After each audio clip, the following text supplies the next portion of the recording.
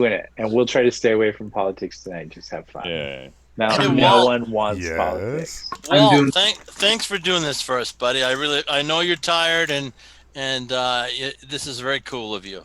Oh no. Yeah, well, I tried to give you an out, but you were like me when I used to drink, like 5 o'clock in the morning. I'm like, nope, I'm going home, and I'm not going out tonight. 5:30, I'm like, where are we going?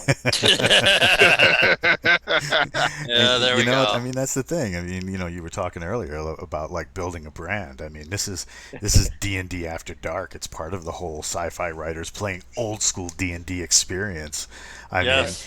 what happens when you go out on a mission? You come back, you break it down Sesame Street style, and you look at all your privates and those specialists who are trying to slink away to get to drink, and you say, all right, before we go anywhere, I need 3 sustains and 3 improves. Give me 3 things we did right and 3 things we did wrong. Ooh, we And should do that tonight. We That'd should be do good. that. That's a great yeah, idea. I mean, in Oh, the army, we used to do that all the time, and especially when Yeah. when I was part of AAR. yeah, when I was doing time in when I was doing time in some of the alphabet soup groups, they were big on that. And as a private, I mean, you learn more about owning your own mistakes from something like that, because you see all these guys, and like when I first started, we had guys who had served in Grenada, a couple of guys left over from Vietnam that just refused to get out of the life. We had some guys who had done Panama. And these guys were larger than life. I mean, these were straight up killers. These men were predators, you Cool. know.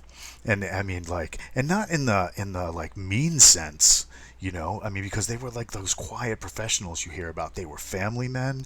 They loved their wives and girlfriends, and they had kids and responsibilities outside. But when they were on the job, man, when they buttoned up that last button on the uniform, and strapped on that rank, those guys were just savage. I mean, they were honey badgers walking amongst lions, and they were like, "Go f yourself," Yeah, But yeah. like, they'd stand in the middle of a room and be like, "Look, we hit this objective 8 minutes late because when we came up this hill, we didn't anticipate that they had a wet season a couple of days earlier, and we hit that mud." And we were slogging for every inch, and that's why we were late. Next time we need to do this and get some overlays in there and blah blah blah. And so yeah, that's totally my bad, man. I'm really sorry we were late. And you just looked at that, and as a young kid, you were just like mystified, like, man, when I was back in the hood, ain't no way I would have owned up to a mistake like that. But here's Uh huh. like Uh huh. here's like Big Sergeant Badass, who on his spare time just chews on nails for fun. and There we go. Here and we go. that was his jam. Get in there and say what's wrong and fix it. And yeah, it's really a neat process. But it was the 90s, and in his spare time, he was probably wearing hypercolor. Don't judge. Yeah, don't judge, don't judge. I love that idea, though. We should do a little bit of that all the time. Okay. Well, it's kind of Let's the do idea it. for this too. Yeah. Well, let, yeah. let me start off. The mistake that I made 2 mistakes actually today. I didn't give you guys any wandering monsters because I knew that these battles were going to be super deadly. And let me assure you, I never pulled one punch. You guys did really good. I thought most of you would die in this adventure. I really did. And I was kind of very surprised at you solved the wizard problem. The wizard wasn't going to take any damage while it was riding that white dragon. And you guys figured that out right away, and you turned the poor guy into stone. So I guess I should have made the battle tougher. I made a grand mistake of completely making a really bad assumption about the guy threw fireballs and stuff Oh like yeah, that. slapping the vampire. Yeah, That was I was funny. just like, what? 2020 hindsight is like, what the heck was I thinking? Yeah, really, because you knew it was an undead adventure. But yeah, Yeah, but for some reason I just thought it was like some old wizard dude. uh-huh. And it didn't. You even said he was skeletal. I don't know what I was thinking. Yeah, I lost my mind. You did. I think my mistake was when the paladin went to charge that initial vampire, and then he kind of walked back and retreated. I didn't, because I think you asked, like, what are we going to do? and or what are you guys doing next? Who's going with him? And I didn't say anything. And I know I have some kind of unofficial leadership role. I should have, if the paladin was going to go to attack. And I think we've had this problem with JR before. Like, he goes to attack and we hang back and someone's out there. And so I think I was a little late in turning it around the attack and saying, well, why are we running away from this guy? Why don't we just roll him? You know, Because and our so, paladin freaked. Yeah. yeah, Plus, you know, but he wouldn't have freaked. He said, "Follow me," and no one followed him out of the trench. And that was me, because that came to me next. And you know what? That sword is not as good by itself as you handling it. That's true, but there's a time and a place where I'll wield it, you know, Sure. and use my strikes. But if there's the chance of level drain, I got to stay back. Yeah, I keep trying to pull that sword away from you, but you just won't give it up. It's such a great sword. It's such a great character. It's gonna have to nag you more, I think. No, I take care of it. It's a good sword. So you do take care of it. It's pleased with you. So as a D&D lore thing, and I'm doing this as a research, so this is both a quest for information, you know, for the audience, assuming we have the audience, and research for my own stuff, writing and whatnot. So where did the intelligent swords, like things with personalities, come out of? And theoretically, if you wanted to make one, how does that go about happening? Well, you can't make one. They're made partially by deities, and they're very the intelligence is kind of infused in all the powers of the sword. So if it's got a lot of powers, it's got a real good chance of having intelligence. And then basically what the referee does is he picks a personality. He picks someone that he knows, and that's what the sword imitates, and that's what the sword does. I mean, there's bold guys, and there's scary guys, and there's big chickens. The sword is a guy that I know named Jim Grunseth, and that's the way he acts all the time. So it's easy for me because I know his personality, and that's what pretty much every referee does, is pick a personality and meld that into whatever, because it's not just swords that have intelligence, it's artifacts and other equipment too. So but theoretically, the sword is greedy, whiny, and obsessed. Yeah, exactly. And that's Jim Grunseth, your friend. That's just Grunseth. Yes, that's my good friend. Yeah, I love him like a brother. All right. So, what were we going to say? So it's generally a deity who infuses essentially somebody's soul, or, you know, hypothetically, or the equivalent. Yeah. Like the Black Wizard can do it too. He's powerful enough. He's 16th level, so he's powerful enough to make intelligent weapons. But they don't usually do it because intelligent weapons eventually don't do nice things. Yeah, I mean, they try to take you over. Yes, they do. They try very hard, and you have a big enough charisma and intelligence that it can't do that. But you know, you get down to wounded, or you get down to unconscious, and it's gonna make a run at your mind. Right. And then what happened? How do you play that? Well, and then the sword becomes you, and you become whiny and obsessive and really greedy. Oh man. Okay, so what were we gonna say there, Walt? I was gonna say, yeah, I remember those games like vividly. Somebody would get that cursed sword that seemed like a really great idea, and then a really good GM would slowly warp them with that weapon. Yes, exactly right. That's what Gary did to me. Until in one of our games, the GM had this really great thing, and he talked to the player about it, which was really awesome, because at one point he called up and he was like, "Hey man, I just want to say sorry up front." And I'm like, "What the hell?" So one of my friend who was playing the fighter who had that sword, he starts acting differently session after session after session, and the GM had told him, you remember that time where you were knocked down to like 2 hit points and I kept having you make rolls? Well, you failed your charisma check against that blade, and you and the blade have changed have changed places. Now, your original character is in the sword, and the sword's personality has now taken over your body. Yeah, there we go. We figured it out eventually, and then we had to go on this like epic quest to freaking find a way to change it back. Sure. But the sword ended up killing him.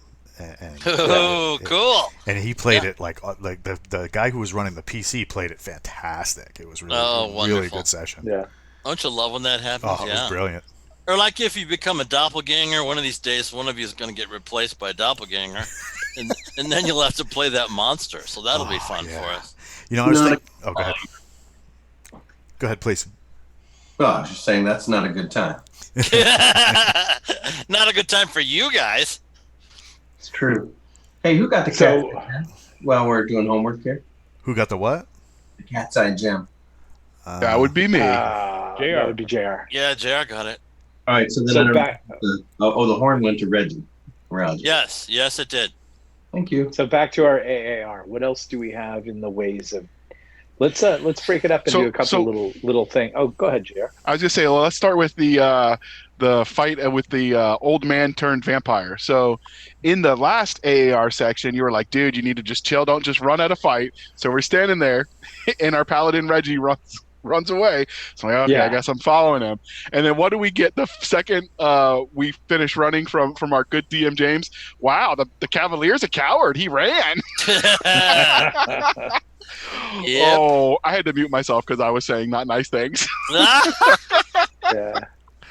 As So- a cavalier, you can't run. You can't run. But You could- then I you can do abandoned the party. Yeah, If I that's stay. right. You didn't do that. Not like that other guest star we had, who was a wizard who got down Chris to, Fox. to 3 hit points, and he ran like a duck. Oh, I gotta run! I'm in trouble. Yeah, it was bad. It was bad. But it was entertaining, so that's all that really matters. So just want to say hi to Captain Kilgosha in the chat, and we have somebody else lurking. I suspect that's like JR or somebody like that. And Oh, I Captain forgot to log in. That's not me. Captain Alert. Kilgosha is our first guy, right? Mm-hmm. Yeah. And so did he get his copy of Legionnaire? I don't know, Captain Kilgosha. Jason was supposed to have sent that. To him. I thought Felix was our first guy. I think Captain Kilgosha just modified a little bit, Oh, okay. right? All right. We're just Yeah, not maybe I saying shouldn't we're have just it. not saying names out loud right now. Yeah. But I think he was our first subscriber. I don't want him to lose that badge and that honor and everything. like that. Okay. The dude Oh no, makes honor. he's got it. He's got it. Okay, so he's the first one. So I want to make sure. And do we have another person lurking in the chat? Nobody said anything yet. Okay. Okay, So- because I want to give away some books. Hell yeah. Oh, neat. So, Andrew, Yeah. did you make any mistakes tonight?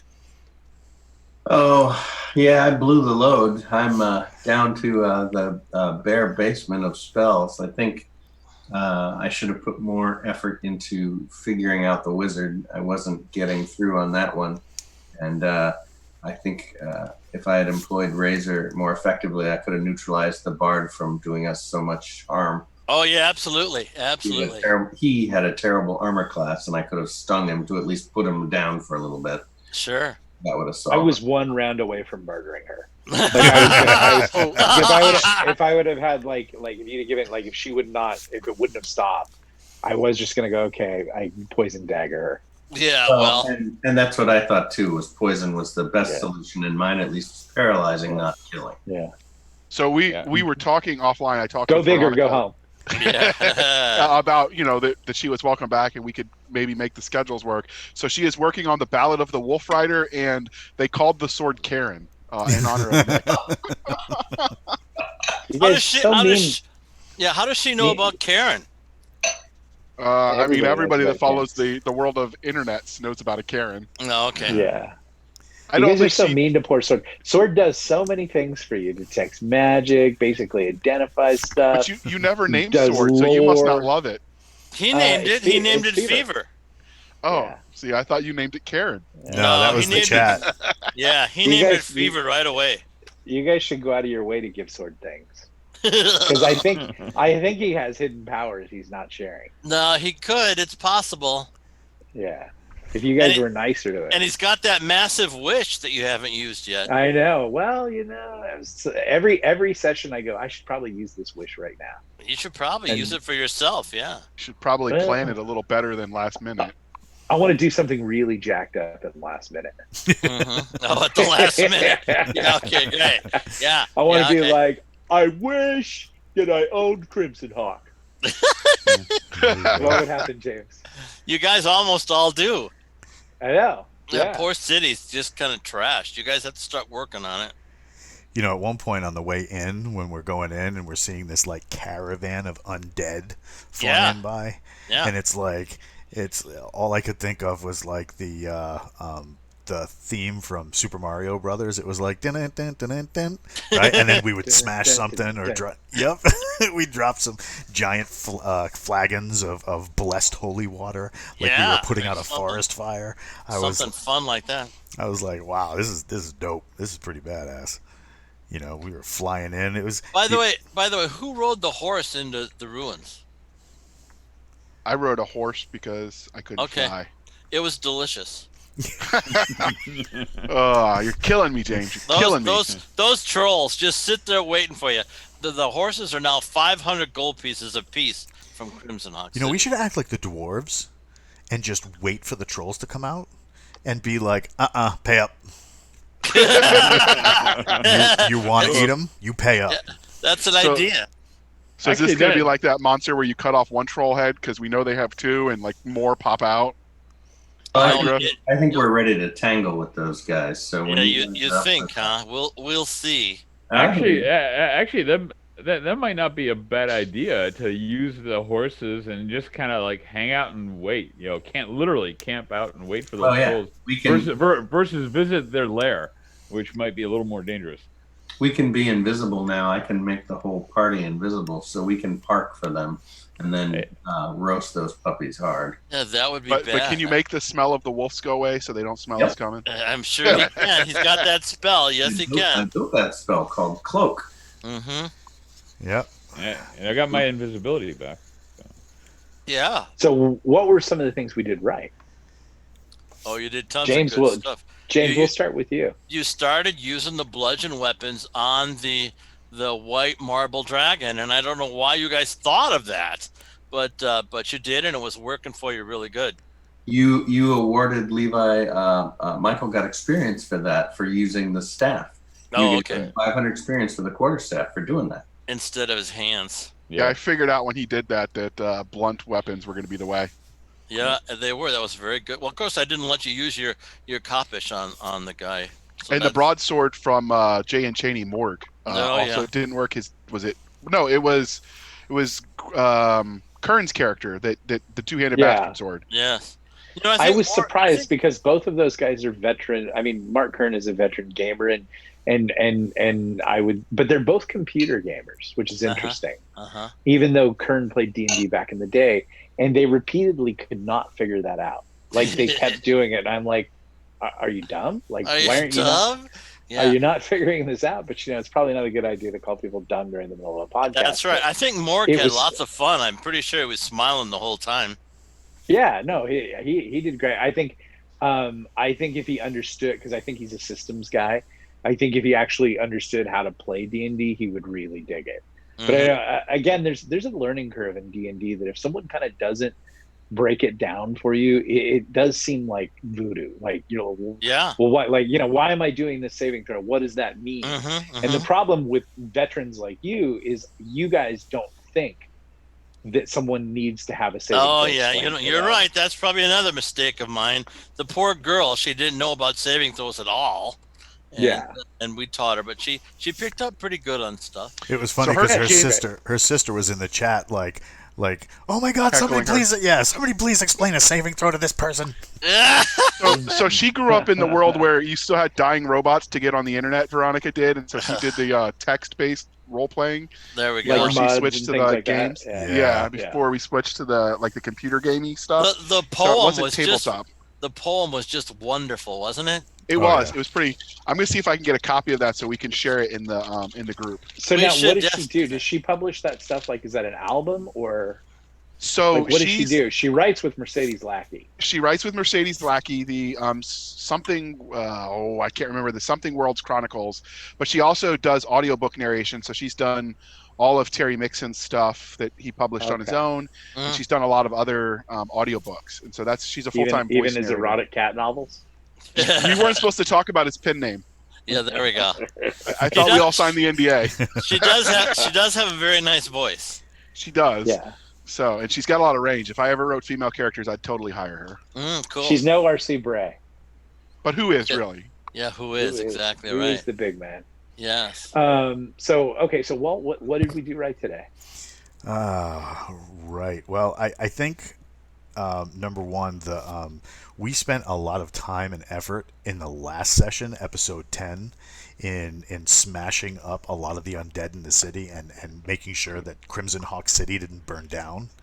So taking care of those caravans of undead going out, I think that was a definite bonus. I mean, yeah, it took time away from the main gig, but at the same time, it saved us from having to go back later and recapture a city we had already captured. I mean, I think there were a couple times where we, like, Andrew took out like 11 at one shot, and then we had the dragon, take out a bunch of things for us. That could have turned into an ugly melee round multiple times. Absolutely. I was hoping it all land and fight those undead time after time, but no, you just let them go attack the city. No, we dumped stuff on them. Yeah, that's true. The 3 vampires with my barrel of fun and the 20 zombies. So we killed 2 out of 3 of the heavy hitters, and taking on 3 vampires would have been a disaster for us. Well, especially if you slapped them like Levi does. Yeah, that was a problem. Yeah. From now on, I think I have to assume bad thing. So I'm curious. If I'm wearing gloves or the equivalent thereof, no, you can't. It's a negative material plane. It's really kind of a black energy that the thing gives off, and he can do it through armor. He can do it through anything. Okay. So he has to attack you for you to lose a level, not just no. him. Levi attacked the vampire and lost the level. Oh, so if you attack a vampire, you lose a level. If you not if you use a weapon, but he used his bare hand. That's right. Yeah. But his hands are registered weapons. Yeah, great. Well, the vampire didn't have any problem with it. It picked up 12 points. Wait, let me say that like Bruce Lee. My hands are registered weapons. Yeah, exactly right. No, that whole thing was very good. I really enjoyed that adventure. I wasn't. Oh, go ahead, Jer. I was going to ask Nick. So we did a lot, I think, in planning our attack before we went into the portal, which probably saved us. But how do you do that? And still, since we're not just D&Ding, we are also entertaining an audience on the Twitch channel. How do we do that in the future where it doesn't bore them? Because we got a lot of heckling. Just go in there already. I mean, people are so instantaneous. We lost 17 watchers at that point. Oh, did you really? Yeah. Wow. So, I mean, you can watch the drop. So, they want to have fun, and it's very Circus Maximus. So, you have to balance the design. That's why I'm kind of always pushing, like, okay, where's the music coming from? Like, where are we going? Okay, let's get there fast. I know it's. Well, I mean, you guys would have taken 30 or 40 points of damage from the portal if you would have walked through it. So what you guys did was just brilliant. It was really very well done. Yeah. So we've got to balance our planning aspect against. They want blood. They either want, like, they'll take monster blood, but they want, and that's just the nature of it. Now, that's actually an interesting analogy, because kind of like when you're writing a novel, you try to always end the chapter at a cliffhanger, so that they have to read what's next, because so you're always amping up the excitement or the whatever. Yes. You can't leave a lull for too long. And you know what we should do? We should just decide among ourselves at one of these night sessions that the very next game, I'm going to kill you all in the first 12 minutes. And then you're all there dead and moaning and groaning about your lot in life, and you come out of the shower because it was a dream. That would be hilarious, but you just sold that's it. the worst. Yeah, Yeah. that's the worst thing you can do. Is Okay. Yeah. All You should right. always end on a suspenseful note, unless I'm writing as my lesbian pen name Summer Winter Scarf, which I end every chapter with a qualm. Oh, I see. Wow. Hey, we could like bring cannon fodder along and have you use sacrifices of teammates, but that might not make us very popular over a long run. That's So. true. In the Empire of the Petal Throne, they had torch bearers, and they brought all the lights so everybody else could have their hands ready for weapons. But they were always dying constantly. They were always one-hit characters. I think it's a balancing act if everybody's just cognizant of it and just knowing that, like, I think as long as you're investigating, that was my fault because I was trying to basically run it like an operation. And like, when I said, okay, let's go through it again by step, that would be more military. And that was kind of a little excessive. And that's probably where people started dropping off. I think you make a rough sketch of a plan and you commit to it and you go for it. I think I don't like burning an item. Like I had to burn it, but I think if we didn't burn the genie ring, we would have probably gotten a lot more damaged. 40 points apiece. Many of you would have died. Yeah. So, it was a bummer. I wanted my genie, but he's gone now. Yeah, but how cool is that when you actually sacrifice something that major for the story to continue? Yeah. Did he get extra XP for that? No, Jim doesn't. Jim never gives me any extra XP. Oh, stop it! Because I'm a vaguely evil character, and he said that it should be harder on evil characters. So when you go to the temple and you give a bunch of money, or you guys like fall ass backwards into a bucket, and he gives you like 500 experience points, I turn wizards to stone, sacrifice genie rings, and I'm like nothing. You go backwards 2 levels. Not a thing. Well, maybe you got drained 2 levels for trying. Oh, maybe if you stopped using poison. Here, I'd like to go get information from the sage. The sage is dead. You've killed 2 sages. Yeah, I write a letter to the seneschal in the castle, alerting them about Robillard. Everyone hates your guts. Ha! You keep doing things that scare people. I'm trying. The best heroes are the imperfect ones. Yes. I suppose, yes. But he's walking around Crimson Hawk City, and I'm absolutely positive he's dressed in black silk with a black cowl, and his weapon is in a black scabbard, and he just looks like a menacing Hugh Hefner. Yeah, exactly. He looks like Yul Brenner in Westworld. One of my the greatest. Well, one of my most popular characters in my books is a guy who's a mafia guy who always in every one of the stories tortures somebody, but he's very popular because he in the net effect he's actually for the good. Well, there we go. He's quite imperfect though. People love the tortured hero. Well, the bad guy. That's not quite you because you're enjoying it too much. I didn't say my hero gets tortured. He does the torturing. Yeah, there we go. So Nick, you followed the advice my dad gave me, which is if you can't be good at it.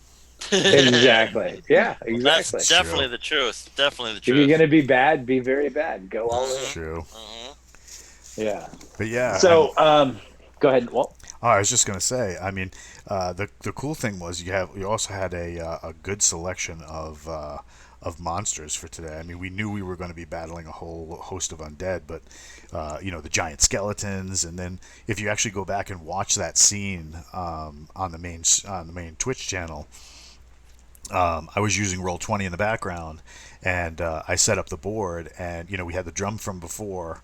And then you had these gigantic 4-armed skeletons holding, beating the drum with 2 hands, and then they had scimitars in 2 more hands. And you had the wizard, almost like this mummified wizard out there, and there was a lot on the board. So I mean when you see stuff like that and have that diversity of monsters, where it's not just like you come across 4 orcs, you win.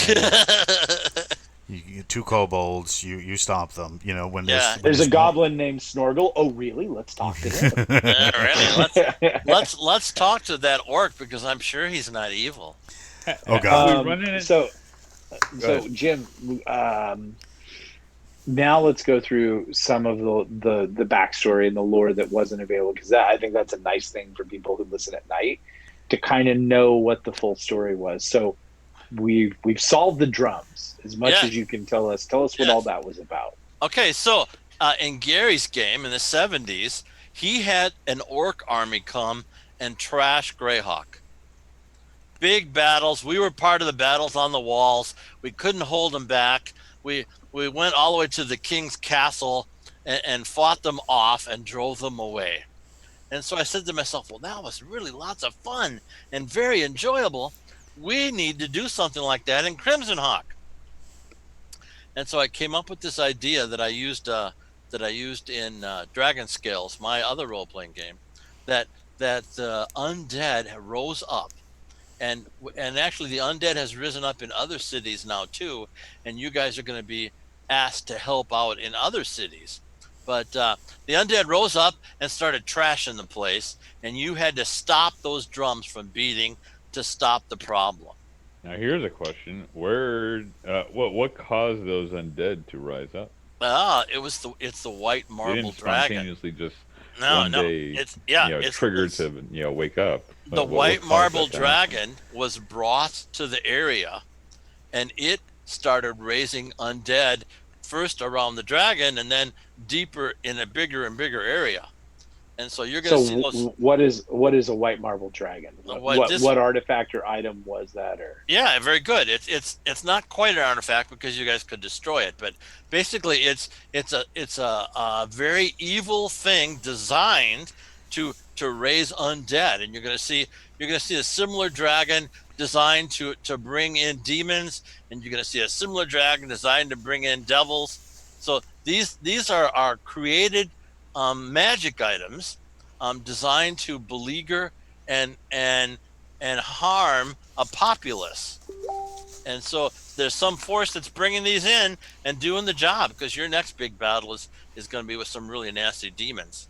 We know So who's it's not probably- doing it. It's not Anubis because he is good. It's not Anubis, yes. so it's probably this Robiard character. Robillard got hurt just as bad as you guys did. Oh, okay. Yeah, All you know, his orcs had to battle for their lives, and the big black dragons had to do some big heavy work too. Okay. He's just a very nasty guy. I didn't do much with Robillard because it hardly ever turned out well for the people dealing with him. Was it Robillard or Robillard like Walt? Robillard. Either way, Wow. I have an orc army. You guys heard it. I heard it. All right, so, So refresh my- are you bringing in Vecna? Is that what you're bringing in? You know, eventually you'll get a Vecna-like thing. I'm not going to use Vecna because that's owned by Hasbro, but I'm going to definitely bring in that kind of eye-hand thing. But I'm going to wait for you guys to start. There's the 3 magic items for every single class. There's the sphere, the scepter, and the crown. You guys have to start finding a couple of those so that you can do better when the big stuff comes. The original okay. items of might will be searching for the items of might. Yeah, there we go. So remind me, what are demons oftentimes, resistant to or susceptible to? Okay, lots of things actually, but holy water works very well. Holy symbols work very well. When you get higher levels, you can turn them. Yeah. And there are specific items there's other swords designed to kill demons. There's weapons designed to kill demons. But they're just big tough things. And Gary made them on purpose to be a challenge for the players, because once you've killed just one demon, you've done a marvelous heroic job, and you should feel good about yourself. So, question: like for instance, right now I don't have any magical attributes to my hand-to-hand. Uh-huh. So, are we gonna encounter anything that is gonna require something magical to attack? Yes, of course, that happens all the time. Yeah. So all the time. Fall back to my staff. No, but you got hand attacks, and once you get a little higher level, that'll Right. work just like magic items. Right. Yeah, I just don't If think you I'm there make it. yet. If I make it, if he makes it. If he doesn't get drained again. yes. I'll be a little more cautious about it. I'll assume I'll assume nefarious draining capabilities. There So we go. we've got a question in the chat for you, Nick, since you're you and Walter are running this shebang. They want to know about who we have scheduled for future guests, and I don't know what you want to put out there. So Yeah, I'll let we you want to answer. tell them everybody. We want people to be excited. Who's asking that? Captain Kilgosha. Oh, I don't know. It sounds Okay, like cool. kill goats. I don't know why he'd want to kill a goat though. I do because they're freaking tasty. Yeah, they're delicious. Exactly right. Just like Yeah. trolls and horses. I gotcha. So we have scheduled for the Veterans Day week episode, which is November 13th, that Friday. We have confirmed Chris the Note, who's an Air Force officer who's also publishes through Bain. We have Terry Mixon, who's a former Army helicopter crew chief who publishes. Veronica does a lot of his stuff. And we have Michael talking to his very special friend, who I'll let him talk about that once we get confirmation. We have Dakota Kraut coming in, or at least we're reaching out to coordinate exact times. Is there anyone I'm missing? I don't think so. No. Well, we're gonna get Luke Gygax, but he's got to have a free Friday before he can get in on it. And I think the Army has to give him time off. Yeah, well, he's retiring in 2 years, and then he can game all he likes. Indeed. I bet that'd be fun. So we'll turn the question back to you, Captain Kilgosha. Who do you want us to ask? Yeah, there we go. So I'm not averse to stalking people online. Are there some of the sort of TSR, like I know Errol Otis, sometimes he might want to come on. Like, what other TSR people, Jim, do you think like people might enjoy having on, or game industry people? Oh, there's tonnage of those kind of people. Skip Williams, who did Sage's Advice. He lives in Wisconsin. He'd be happy to. Harold Johnson is a wonderful role player. He'd be happy to. I can give you probably 8 or 9 TSR names anytime you want. Okay, well, give them to JR, and JR will reach out to him, and with your blessing, and invite them on your show. Yeah, and right. and then you can kill your friends and see if they're still your friends. Speaking of that, Nick, I really want to get a copy of everybody's character sheets, especially these guest stars, so that we can actually make a product out of 40 or 50 of these character sheets. I think everybody would love that, just like the Rogues Gallery in Dragon Magazine that everybody loved. Yeah, so totally. I don't know exactly how to do that, but I think we really should aim towards that. Okay. Well, I know Walt, the ones he's prepared, he keeps a copy of. Okay. And I have Cheney's because I helped him with his. Yeah. I couldn't do that. I tried to help the bard, but that was just way above my skill level. But fighters are easy. They're for the idiots like me. That's great. You know what was really nice on the stream today was JR all of a sudden going, all right, hold on, Cheney. This is how you D&D, and then throwing numbers out there. It wasn't like, hey, Jeff, you should really roll the blah, blah, blah. It's like, hey, Cheney, you rolled the D20, and this is what you want. That's how you D&D. It's become like a battle cry for the whole group, I'll tell you. I'm telling you, we need that on a T-shirt somehow. Or somehow, yeah. But no, he was asking because he was very new to role-playing, and he had just done some Pathfinder because Walt and I talked to him offline. So it wasn't me trying to be a jerk. Like, he literally asked for the help. No. And it was easier to say it out loud than it was to send it back and forth through the Facebook Messenger, because that was slowing us down. No, I wasn't saying that you were being a jerk. I was saying it's a nice transition because this was very new to you, not only like even a month ago. Yeah. Well, I did make one mistake since you mentioned the Cheney thing, which Andrew pointed out. Sir Andrew Scott of Sealandia. But I got the Thaco wrong for the bard, because I guess I didn't factor in the rogue part when we were doing it. Just the challenge is the bard attacks as a rogue and the saves. So it's a hybrid class. In the second edition, they made it more of an amalgam instead of a hybrid, so it's a very different animal. And they forgot to include a lot of the stats, so you just need to know where to dig for that, and you didn't. And why would you? I mean, is the first edition bard any good? Is it? Yes, the first edition bard is a much superior product. It's got a lot more power. It has a lot more variance because it has to come up as first a thief and then a fighter. you get a lot more activity. I would argue that its ability to do legend lore, and it has several other things like that, are fantastic. They also gain druid spells instead of a very small amount of wizard spells. So they have really an interesting mix that makes for a powerful character as they advance in level.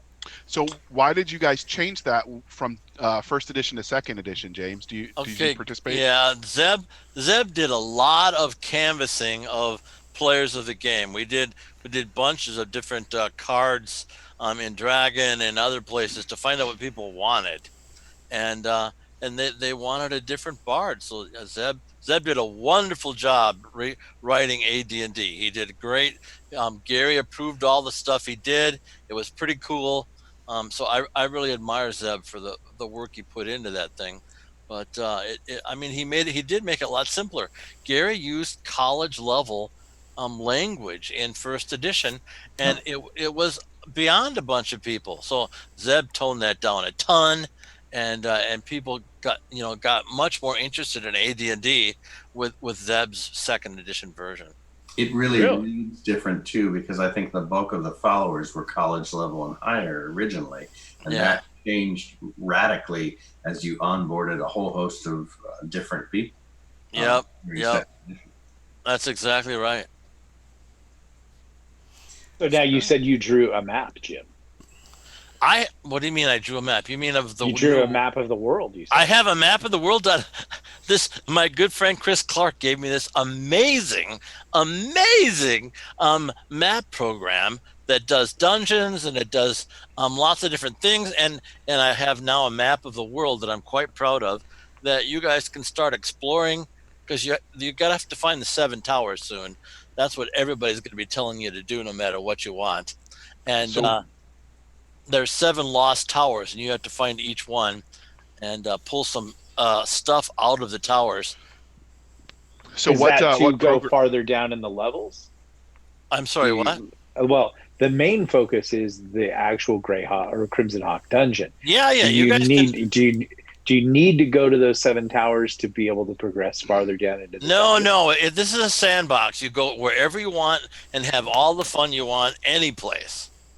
So, but basically, the Thieves Guild and the Temple of Anubis is going to say, "Hey, we need stuff from these 7 towers that were lost in time and history," and so you're going to have to start questing for them.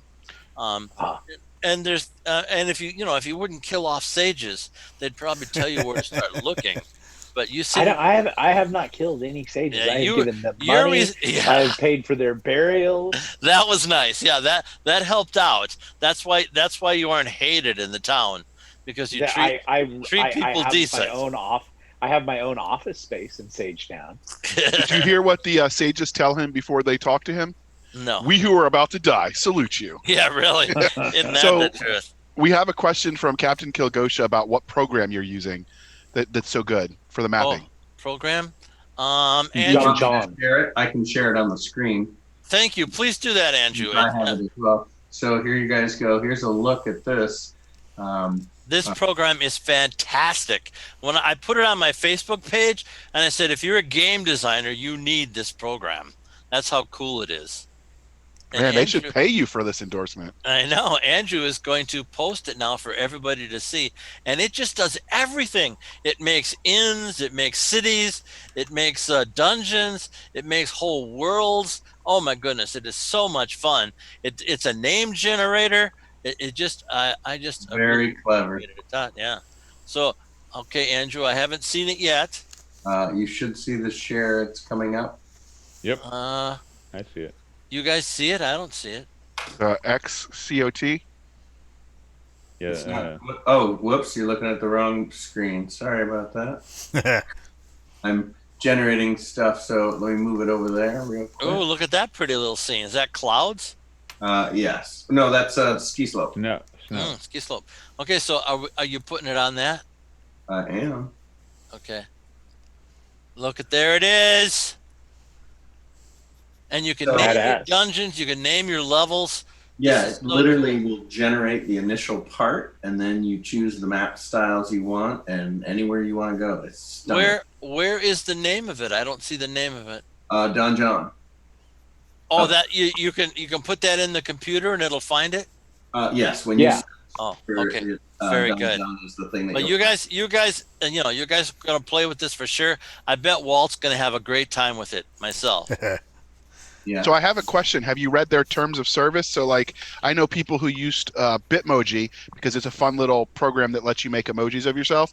But if you read into the TOS, you can use it. The minute you monetize it, you better talk to their lawyers and sign contracts. And if you want to put it on your stuff. So this is part of D&D's open license. If you look at the very bottom, you'll see a notation saying some content used under the open gaming license, and that's to allow them to use the specific D&D terms and functions on conditions. I don't know what the monetization component is, but they do always look for tips, and you'll see in the lower left-hand corner a buy me coffee, and that's where you can tip them for using all their functions. I'm gonna have to do that because I really like this program.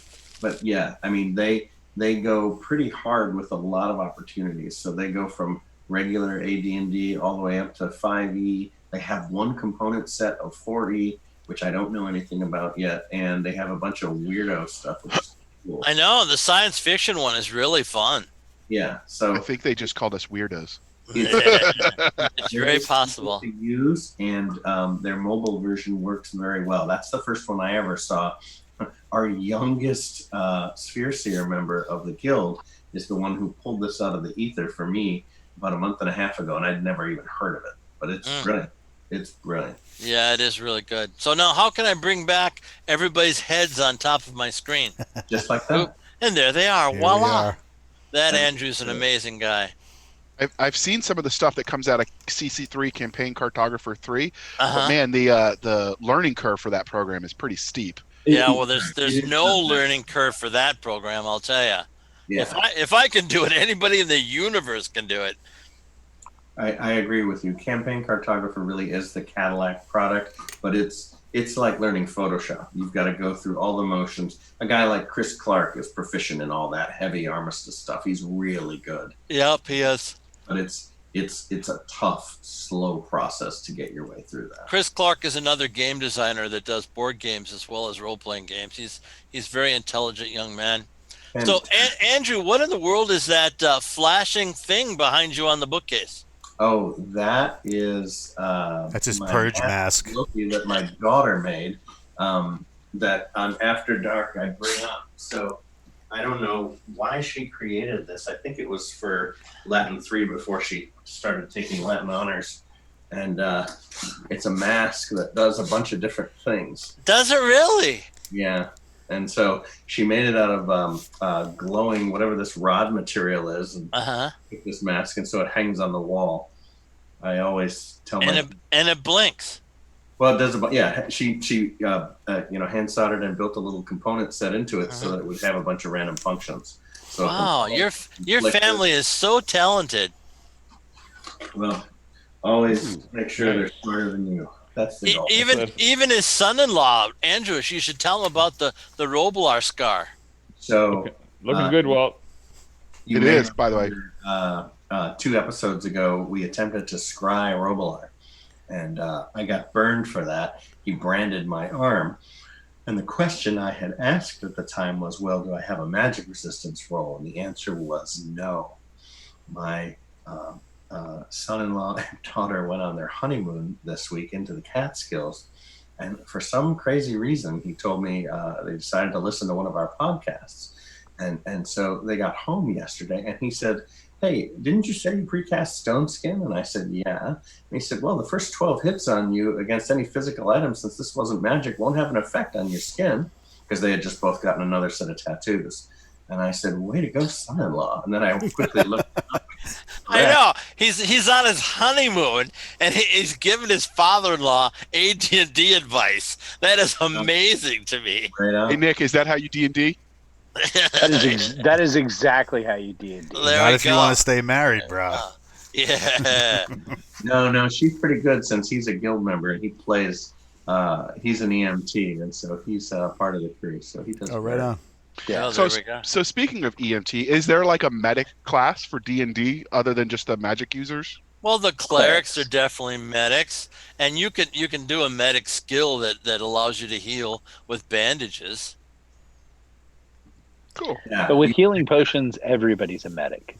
there's Really. efficiency that lets you get 1 to 3 hit points back. Yeah.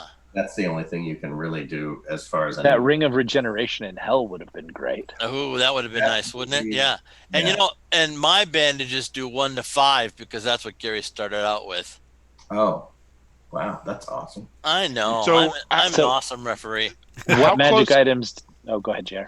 I was going to ask how close to the Gygaxian Way, which we should trademark, but how close to that will you stick when you publish Crimson Hawk as a module for fans? Okay, so it's as close as I can make it using my memory.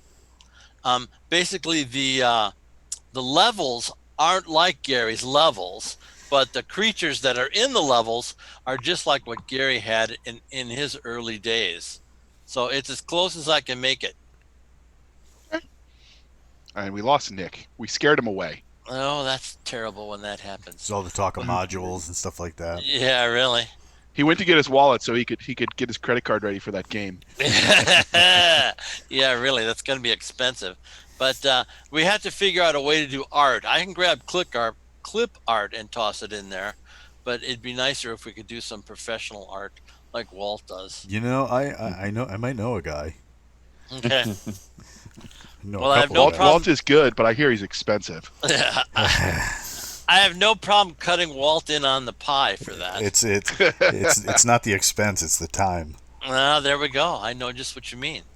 Captain Kilgosha wants to know, are we ever going to get a total team kill on these guys? Okay, you know, I did not pull a single punch tonight. I got close several times, but they're getting better and better. I'm very proud of their caution, and they're looking up and down and all around. That saved them a couple times, and so I'm really pleased with what you guys are doing. It's just harder and harder to kill you all. So the other thing What- we're going to have to start factoring in, based on I've noticed the trajectory of what we're doing, is we're all going to have to start saving to buy replacement weapons. Because I swear I'm on my like 3rd javelin and 4th lance, and this is starting to get to be a thing. You know, if you got magic ones, they wouldn't break so often. I mean, if Anubis likes me again, Yeah, he doesn't like you right now. they wouldn't even let me get a tuna sandwich before the mission. I mean, I come know, on. I know. I got 14,000. I'll trade you for that gem, and you can go get a great magic weapon. If That- I thought it was going to Yeah. Prometheus instead of Fever, I might say yes. That gem is worth 20,000 gold all by itself without its magical effect. I've Right, got 40,000 left to build my temple. Yeah. I'd give you 14 for it right now. 40,000, I finish the temple, we might be talking. in hundreds. So what? I'll give okay. you 14, and I'll get you a tapestry. Oh, wouldn't that be nice? They only want the ones from the towers, but boy, he would like that a lot because it's going to be a tough battle. You give me the tapestry and we'll talk. Okay, there we go. So have we gotten any updates since some of this stuff happens behind the scenes to what's going on at the inn? Has our new inn master hired new staff, recruited new bards? to No, sing? we own the inn. There is no inn master. Well, It's actually, I thought Andrew has the title, and he's in the boss's apartment suites. But yeah, nobody's done anything with the inn yet. It's all out of booze already. Well, And, Nick drank all that. I mean, Prometheus. Yeah, really. ours. Damn And, right. And it doesn't serve much food now, but nobody's really going to inns at the present time because the whole town is so ruined. They're mourning their dead. Yeah, It'll come back. Your strategy is going to be to bring in your Cavalier Men at Arms to take over the Fighters Guild, because then you can actually turn that into your own moneymaker. I'll try and turn around the inn fast, but I think, and I'm also going to start pumping out potions and scrolls with a bunch of hirelings from the Wizards Guild. So I think we can move some of these directions. One of you guys has to start cranking out at the temple, and just set up a good healing guild while we try and get the shop back in place. If we can get the bazaar open again and have some influence in that could work very well. Is that Yeah. something we would do as a session, or something we do offline and just tell people about? Oh, it might be more fun to do it offline, so I can give you some experience points, and because that's kind of boring bookwork stuff. That's fun to do, but it Right. it doesn't. I don't think it appeals to people who want blood and circuses. Yeah, Like, Yeah, you, the Captain Friday show Kilkosha. is the Friday show is we got to go and kill stuff or get killed. I know they're so bloodthirsty. I can't believe it. So what does with the Thieves Guild say, Jim? The Thieves Guild's got he's got two things for you. They're very irritated at you because you haven't given them the bracers they wanted. Yeah, well, tough luck getting those. Yeah, well, if you don't make it pretty soon, they're going to have to act. So did our favorite blacksmith die when the town was destroyed? No, he's fine. Okay. So Nick, there's perfect opportunity for some strong arm tactics. Go get yourself a blacksmith. There's no law right now. He can't make the magical braces that the paladin has. Well, how am I supposed to get him if you have to go to hell to get him? That, of course, is your problem. Yeah. Wow. So what- If I had a nickel. Got a couple ideas on that. We might be able to try a few things. So, wow. Okay. Well, all that just to discuss for a moment for everybody who remembers that thing, the door had been turned into a gate to hell. Is that right? Yes, that's exactly right. So theoretically, the room should still be there. Yeah, the room is still there. And I think we Can you can. scry it? So I can get to the room without. We can now circumvent the hell trip. I'm pretty sure. I was gonna say, can you scry that? Well, I can scry it, but I think I have a way to bypass the transportation part. So I think that will make it so that Chrome can get in there and get what he wants. Yeah. We'll see. You'll have to give that a try one of these days. The tough part is going to be getting by the actual warrior who's wearing them. That's very true. Plus, that whole graveyard now has become unrestive. Not at noon. Not at noon. There are a lot. Yeah, really. There are lots of zombie hands sticking up out of the ground, grabbing stuff. Well, the way Prometheus was drinking at the bar, do you think he'll even be up at noon? Probably no chance in the world of that. You know, if we were smart, we could take the zombie hands and dedicate them to different gods that are more amenable to us, and then use those to hold the reins of traveling horses, and then they can come to the bar and just drink, and we can collect all that money. It would be fantastic. There we go. Right now, though, the only god that likes you guys is Horus. Yeah. What does Anubis have against the rest of them? I mean, they cleared out his temple. They consider Anubis's temple, and I know this isn't the way it is, but Anubis and most of Crimson Hawk City consider you to be the leader of the Doomseekers. Oh, Who's that? okay. Who, JR? Yeah, The Cavalier. yeah, The one who ran away in the middle of the battle? yes. I turned around and killed the dragon. Hush your mouth. Exactly right. Yes. Was it your sword who stabbed it? Wait. No. Wait. Who made the plan today? Who was the general? Who wasted the wizard? Jeez. Yeah, I know. Mizzard, I killed the dragon. I shall add the St. George cross to my crest. Oh, You God. can't kill a statue. You were probably one of those guys that wore like the grenade badge on his uniform and all the craziness. Expert grenade. Yeah, expert I grenade actually badge. was. Yep. There's a grenade badge? Yeah. Yes. Yeah. Really? But you wouldn't wear it. The only one I didn't wear, well, I didn't wear my dress uniform very often. So, Yeah. but the only one I didn't wear was the pistol qual that we did because that was pathetic. I got one over bare minimum. That was just embarrassing. The instructor told me I would be better off just throwing the pistol at the bad guys than trying to shoot them. Oh, Wow. ouch.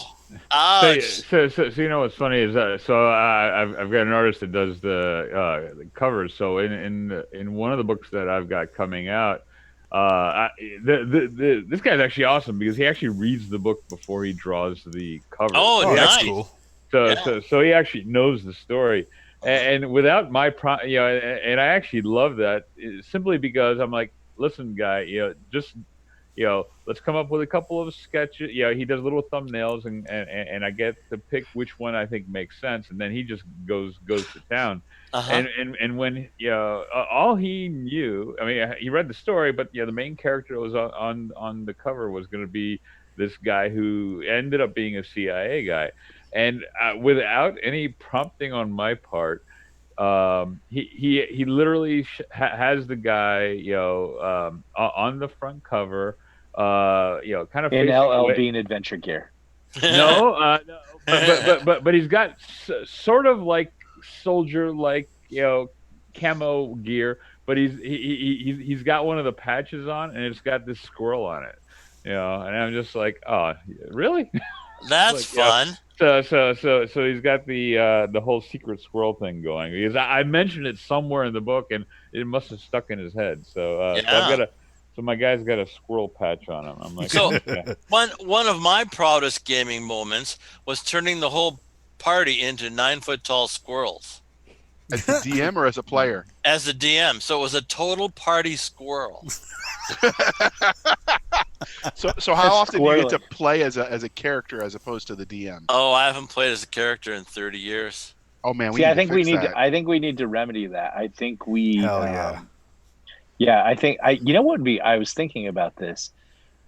Why don't we have Walt run it for Veterans Day? Because Walt's a veteran, Ooh, and you yeah. play Jim. Yeah, he could definitely do that, but I think he would kill me off right away, Walt. No. Oh yeah, for sure. You're an ant. It, I didn't do anything yet. I don't care. it depends on how much they pay me, Jim. I mean, if There we go. I gotta go where the money is, I bet you'd get big bucks for killing me off. They'd just love that. They would just So maybe love we that. could do that as a donation to the Mission 22 program that Hell yeah. Galaxy's Edge is Yeah. sponsoring. So you want to talk Well, about that? everybody in the chat likes killing people, and so if we say, if you give Mission 22 enough money, all Jim's rolls are going to come up one. Or something Oh, like there we go. There we go. that. No, I should be able to equipment up really good and be really resistant to death, and then No, Walt you should have to start at 4th level, just like us.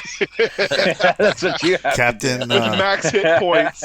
Captain Ooh. Kogosha in the chat is saying he'll gift 10 subs to the channel to see that. Oh my God! Jeez. That's Okay, legit right there. So Walt, if everybody's cool with it, Walt, if you can manage the stream and run it, is that possible? Oh yeah, yeah. We'll do Okay, this. then you run this on November 13th, That's the 13th. and yeah, but you'll set this in in Crimson Hawk. Absolutely. Yeah, it'll be a side mission, and we're gonna meet Skippy the Wizard. And what are you gonna play, Jim? I can't play a wizard. I want to be as tough as I can. So I'll be some kind of very unusual character with a lot Conan. of hit points. Yeah, a lot of hit points and a lot of armor and Maybe you want to be like a gnome illusionist. I don't A think so. half-orc paladin. I might not. I'm have dying for somebody to play an illusionist. A, No one yeah, plays yeah. illusionist. They are lots of fun. What Yeah. makes them difficult to play? Because if nobody plays it, there's got to be a reason. Well, they're first of all they're spellcasters, so they don't have a lot of hit points. Okay. And second of all, if you disbelieve the illusion, it does nothing to you. Well, All right, so put it But this can- way, JR, right? So imagine you go out on a patrol. It's nighttime, right? Everybody's kitted up in hard armor. You got NVGs, special secret squirrel dudes like gliding through the mist, right? And the guy behind you, who you're protecting, who's like key to the mission because of all of his illusionist skills, his greatest a feat of training is running the pyrotechnics at the 1984 Def Leppard show. Exactly. Yeah. That's what he does. there we go. Did you ever That's what he Did you does. ever meet any I forget who was like 97 Foxtrots or in my day, like psyops guys? Did you ever meet them? Oh yeah. Yes. Oh, yeah. Oh, Yeah. goodness. So when we were at Bragg for my first deployment in 03, they were doing some training for them. So the barracks, the old 82nd barracks they had us in, they were condemned. So of course they sent us about to go to Iraq, put us in those barracks. And so they would come random times during the night. They'd set up their lights and their loud music just to F with us. Just for the fun of it, because they were training and we were their, like, I don't know, scapegoats, test dummies, whatever. Aren't they afraid that their lights would get shot up by rifles? Well, they don't actually give us to sleep with like our rounds and stuff. So Yeah, no live ammo everything on training. dangerous was in the armory. I See, that makes no sense for like a psyops to do that, because it's like, hey, that's really fun, but what if it was real war? Yeah, and suddenly exactly. a 240 popped out on the windowsill and opened up. Then your lights and Def Leppard would be like, like the sound of your demise. So Yeah. we actually had one guy thought he was going to be brilliant and cut the cords to the power cord to their setup one night. It didn't work, but he frayed it just enough. And then one of my compatriots might have been drinking a little too much and pissed on the cord, and it was electrifying. Oh I my would say. God. Luckily, Yeah. he survived unharmed and deployed with us a week late. But A You week may have been late. singed in private places.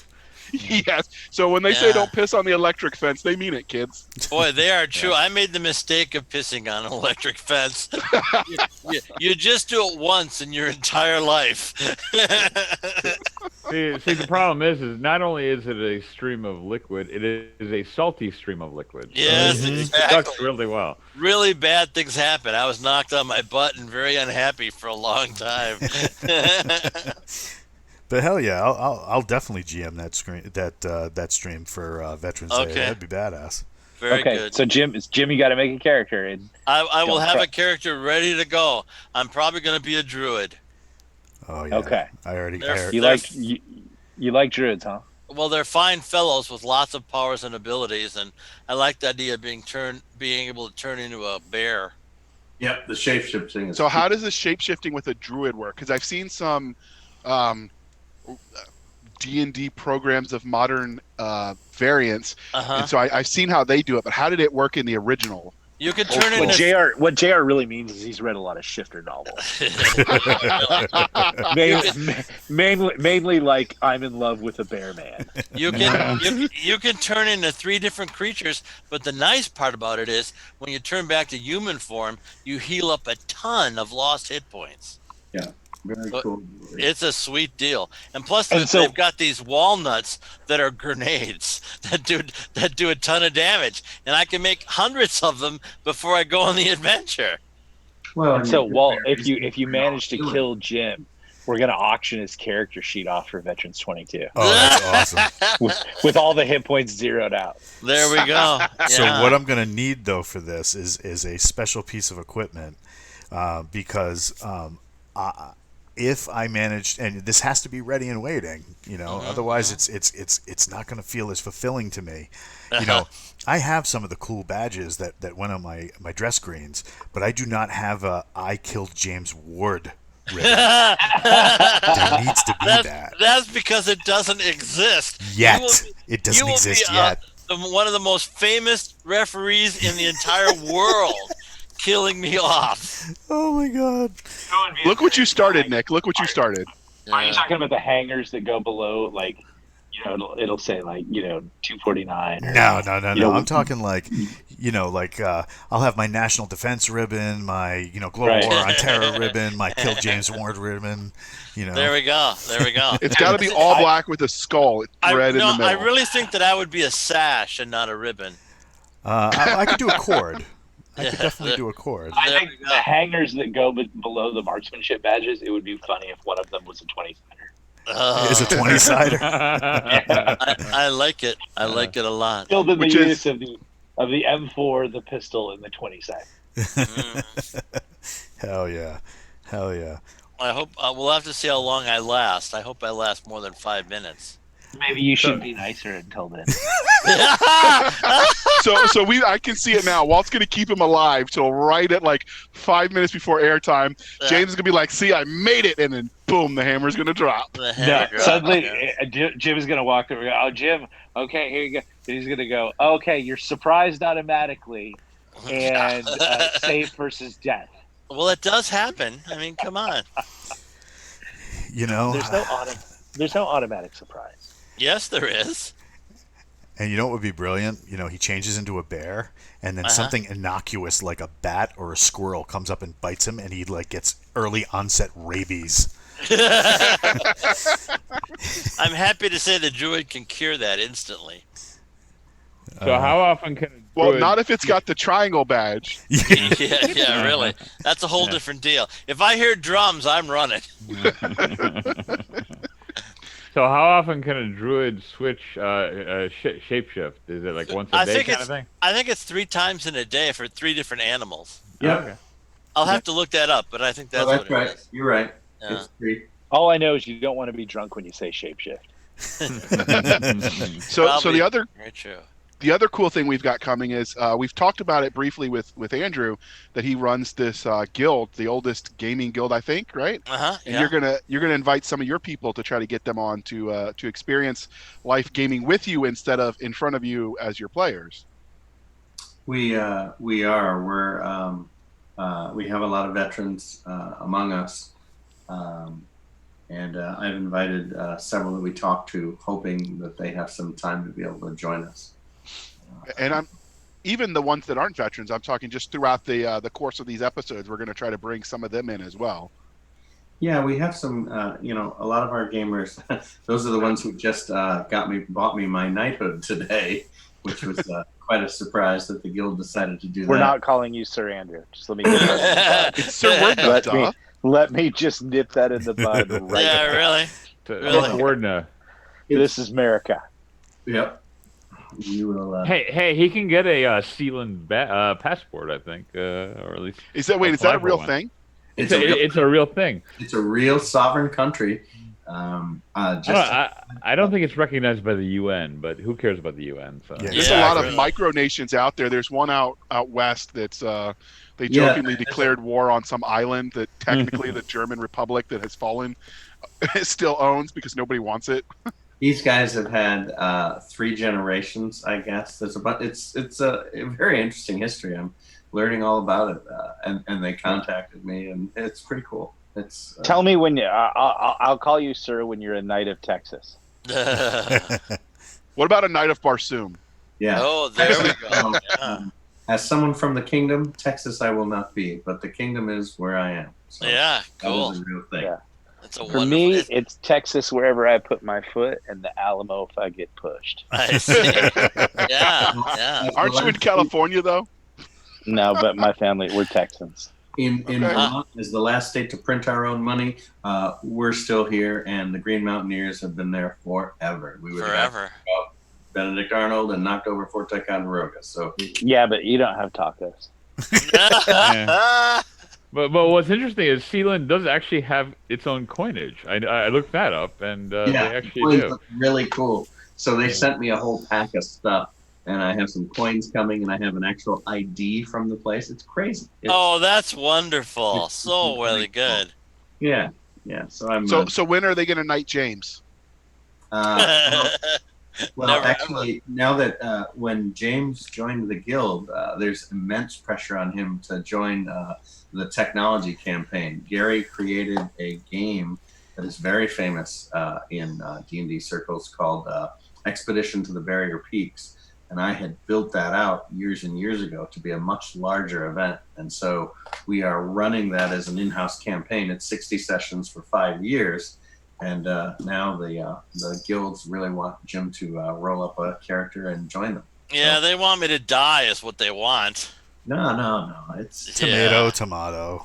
And Not before Walt kills him first. I kind of love the idea of Crimson Hawk, card or identification. That might be great fun for us to do, and that's not too expensive. Well, we have each of the 8 guilds has their own logo. And do they really? And they display them, and we before COVID we do 2 national events. Well, that looks nice. good. So we do an event up in the kingdom at our at the old Victorian manor up there, and then we do one at the vineyard, at my house on the vineyard. And so those are the normal ways in which we come. Do you mean Martha's Vineyard? No. No, we are no. This Andrew's Vineyard. It's Castle. Andrew's Vineyard. Yeah, okay. Your winery. No, just the vineyard. It's just called Castle Larga. So, Okay. but it works out very well, and we get large crowds, which we can't do at the moment, but we will soon enough. Very cool. Those So are go ahead. I was going to ask James. So I know we've talked about you, and you've hinted at Crimson Hawk becoming a real thing. So realistically, I know you're a busy man. What's your timeline for that looking like? I sent a great big memo to Nick on AOL. We're gonna have a meeting next week, and we're gonna figure it out and how to make the steps to make it happen, and how we're gonna work with Walt and how to publish it and to bring it to fruition. Yeah, I could do a 48 pager instantly. Nice. And we could do a 64 or a 96 depending on what size you guys want to play with. And I definitely suggested doing a Kickstarter to pay for the whole thing. And you So know, that with production values being what they are, right? And I love the OSR, right? Because there's so much energy and so much passion behind it. Because I mean, when we started this, a lot of us were kids, you know, and it's like how we see Star Wars, you know.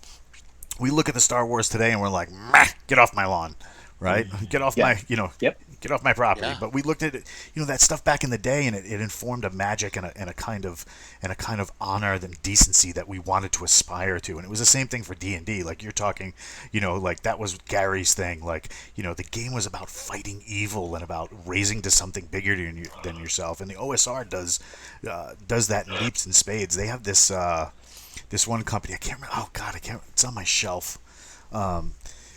People are doing some amazing things on Kickstarter. Like there's a setting for the OSR called Hot Springs. Have you guys seen this? no. Oh my God! First of all, it comes in two parts, right? So the first part is an actual game item for the players.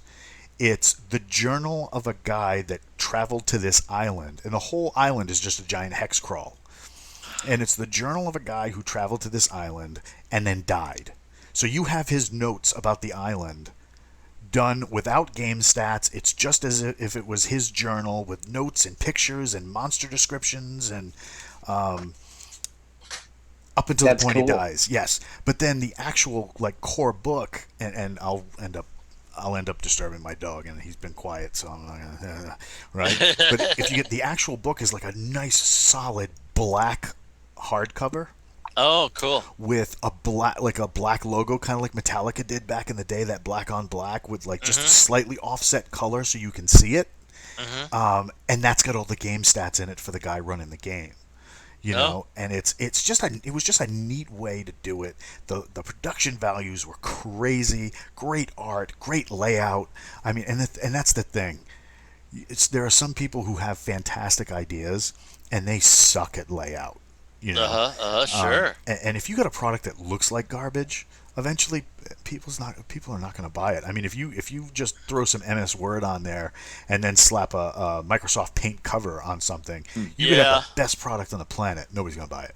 Yep, I agree. They want it to look as good as Hasbro and Pathfinder can make it look. You know, and you can do Well, that. we will do it. You just got to we put a will- little effort into it. Yeah, So- exactly. So let me ask the audience, or excuse me, the panel, since I'm the newbie to this. So obviously the OSR stuff started years ago, right? And so the people that are the core audience are at some point going to age out. So how do you keep it relevant to keep people playing the OSR system? Well, let me jump in just with a thought on that. Like longevity is a big thing right now, and what a lot of the D&D people who first started playing, sort of, you know, when Jim and Gary were initially putting all this together, and then, you know, there was the late 70s sort of new wave of people coming into D&D, and then the 80s grommets kind of came in, and then it kind of began to roll. You have to remember, a lot of those people are now closing in on retirement, and they're the ones that have money, not the millennials. Not like, that's a big problem that corporations are having right now, is that everything for years has been youth marketing. Well, the youth don't have any money. And here's another thing. The youth, they've done these studies on them. They don't like to own things. They're very happy with renting things. They're very happy with subscriptions, that kind of stuff. And that's dumb, because you don't, you know, you'll get to the end of your life and you won't own anything. So there are a lot of people in game design, or, you know, just whatever, who are realizing that it's better to actually market to the older crowd, because they're the ones with the actual disposable income to spend on recapturing their dreams. So I think, honestly, you want to do something that appeals to them. They're collectors too. They're collectors, crazy collectors. Collectibles are really the strongest impetus for the older crowds. They prefer that. They consume stuff in a way. They look for things that say limited 1 of 100, 50, you know, signed, whatever it is. Collectibles Yeah. rule the market. These are the people. Yeah, these are the people that will go on D&D cruises very shortly. Yeah. They will. Yeah. I'm not kidding. They will go on. They will go to D&D retirement homes. Yes, Are you You'll see that. hosting one, Just- Nick? It's probably my dream is actually to like basically make a ranch out in the Arizona scrub and just play Ooh. D&D all day long. Wouldn't that be But- fun? Yeah, it'd be fun. But you'll see that. Like Jimmy Buffett did that. They're Jimmy Buffett retirement homes, and that was sort of the generation preceding us that really spoke to. But like a lot of this is if Wizards wasn't in charge and had more vision, but the OSR communities, the Pathfinder communities, all these people, they're capable of cashing in on this if the money's there. But you can create like, I mean, half of the reason Warhammer works and is so expensive is that a certain crowd has the money to spend on that, and it's not a younger crowd. Yeah, No, you're right. that's yeah. actually what surprises me, because it wasn't really until I got into writing and talking with authors, and many of the authors that I know are roughly my age. Let's call it late 40s through early 50s seems to be the sweet spot of most of the folks I know, and I was surprised how many of them are so into miniatures, which are and painting and all these things that I'm like, these are things from my youth theoretically. And I mean, I think Nick's 100% right. Is who's the one who has the money, and and they're basically doing stuff that they grew up with. To a That great Mark extent. Kern that's playing with us, he told me he's in about 10 years he's going to release a high-end MMO that's specifically targeted at rich former WoW customers who were playing it when they were young and making Right. their money and didn't have time. Now they're loaded. They'll pay for concierge service. Yeah. They just want to play. And so Yeah. the trick is to get rid of the sort of loser 5e unicorn. I want everything for free. Everybody gets a trophy. Yeah, nobody bitch, dies. I'm gonna bitch about kobolds and orcs not having rights, and to go and find guys who are airline pilots, or women who are scientists or whatever. These are the people that like life sucks so much right now, and they really would just like to do, like what we were doing today. There were people that were watching that and saying like, why am I not doing that?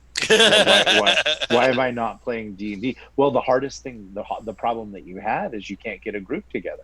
Yeah. Mhm. Like even if you're on Zoom, with the Woo Flu you can, because everybody's got loads of free time. But we were doing science fiction writers playing old school D&D 2 to 3 years ago with a different group of people, and they could never commit. They could never follow through. And Jason and I were like, no, we can build something here. Trust us. We have this vision. And they would like, oh, I can't make it. I got to take my kid to soccer. I got to do this. So the hardest thing for adults to do is to find the time to play D&D. They really want to, but I think now what you're going to see is an economy that's going to be based out of the house, and Zoom is going to get really popular and stuff like that. So people will be able to play D&D, and just like every other game, like from World of Warcraft and stuff like that, the conventions will come next. You'll see the conventions come back, but they'll be more high dollar. They'll be at resorts. Then you'll move to cruises, and finally, in the end, you'll see super groups of people kind of get together and say, why aren't we building retirement villages that are kind of focused on Very people who nice. want to game? Yeah. All my friends talk about building retirement villages. Yeah, there's big money in it, and it's just got to revolve around a hook. And just like, see, I built a brand with Jason for Galaxy's Edge, and that was a long haul to get to something that I would say is fairly successful right now. What I'm seeing on this channel, the growth from just starting, like officially really starting this less than 2 months ago. Everything before that was kind of like just tinkering and like, okay, does this work? Does this work? Does this work? Watching the growth now, like I've never seen growth this rapid or this fast. Oh, that sounds like in fun. something.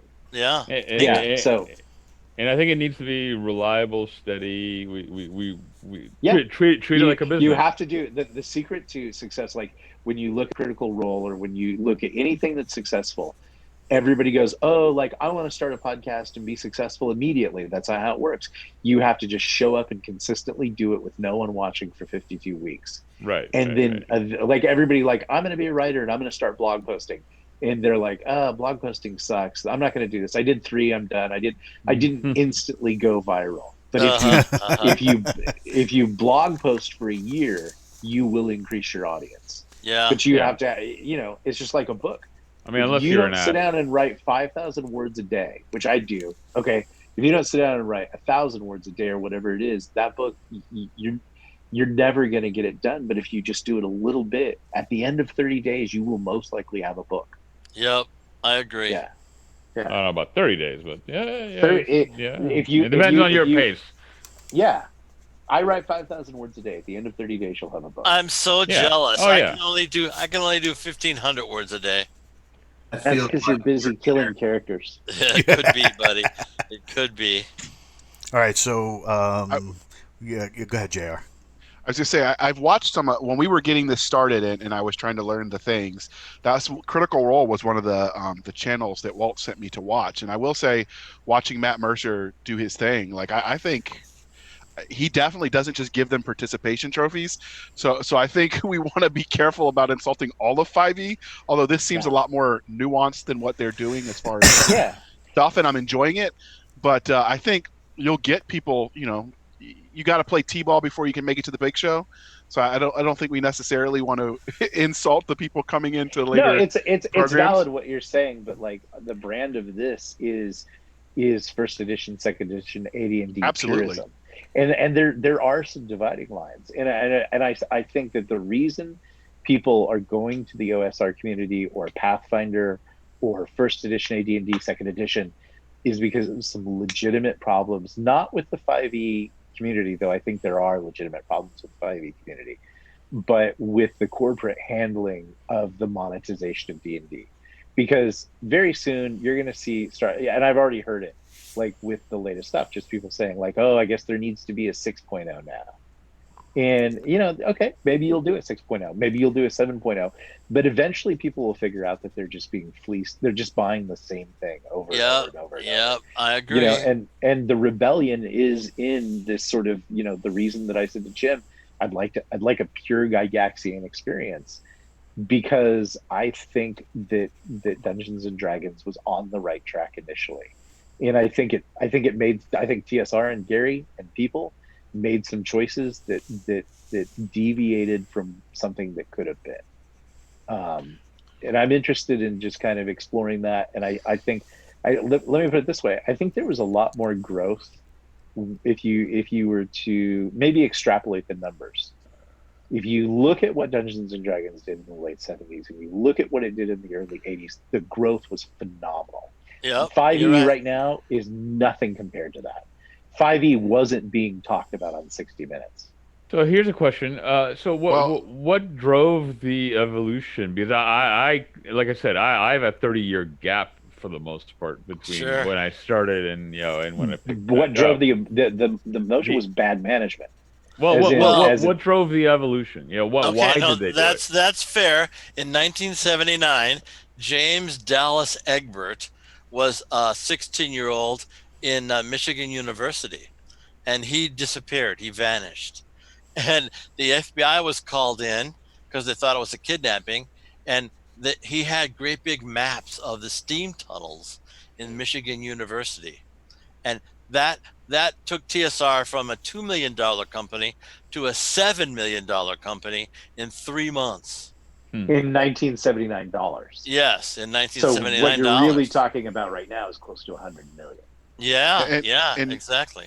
Nick did make a mistake because he mentioned something called Pathfinder, and I happen to know because Walt told me, and he would never lie to me, that if James Ward didn't participate in the product, it wasn't D&D.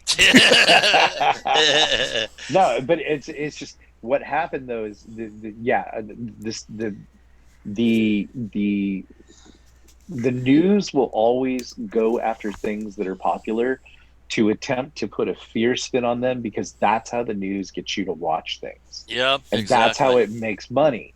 But what they were seeing in news media was, why are all these kids playing this dumbass game? Yes, exactly. And And so, the Christian right started burning books, which pleased Gary immensely, because yeah, so sales doubled from that too. So it was the interest in it. We got on TV. We had psychologists talking it up.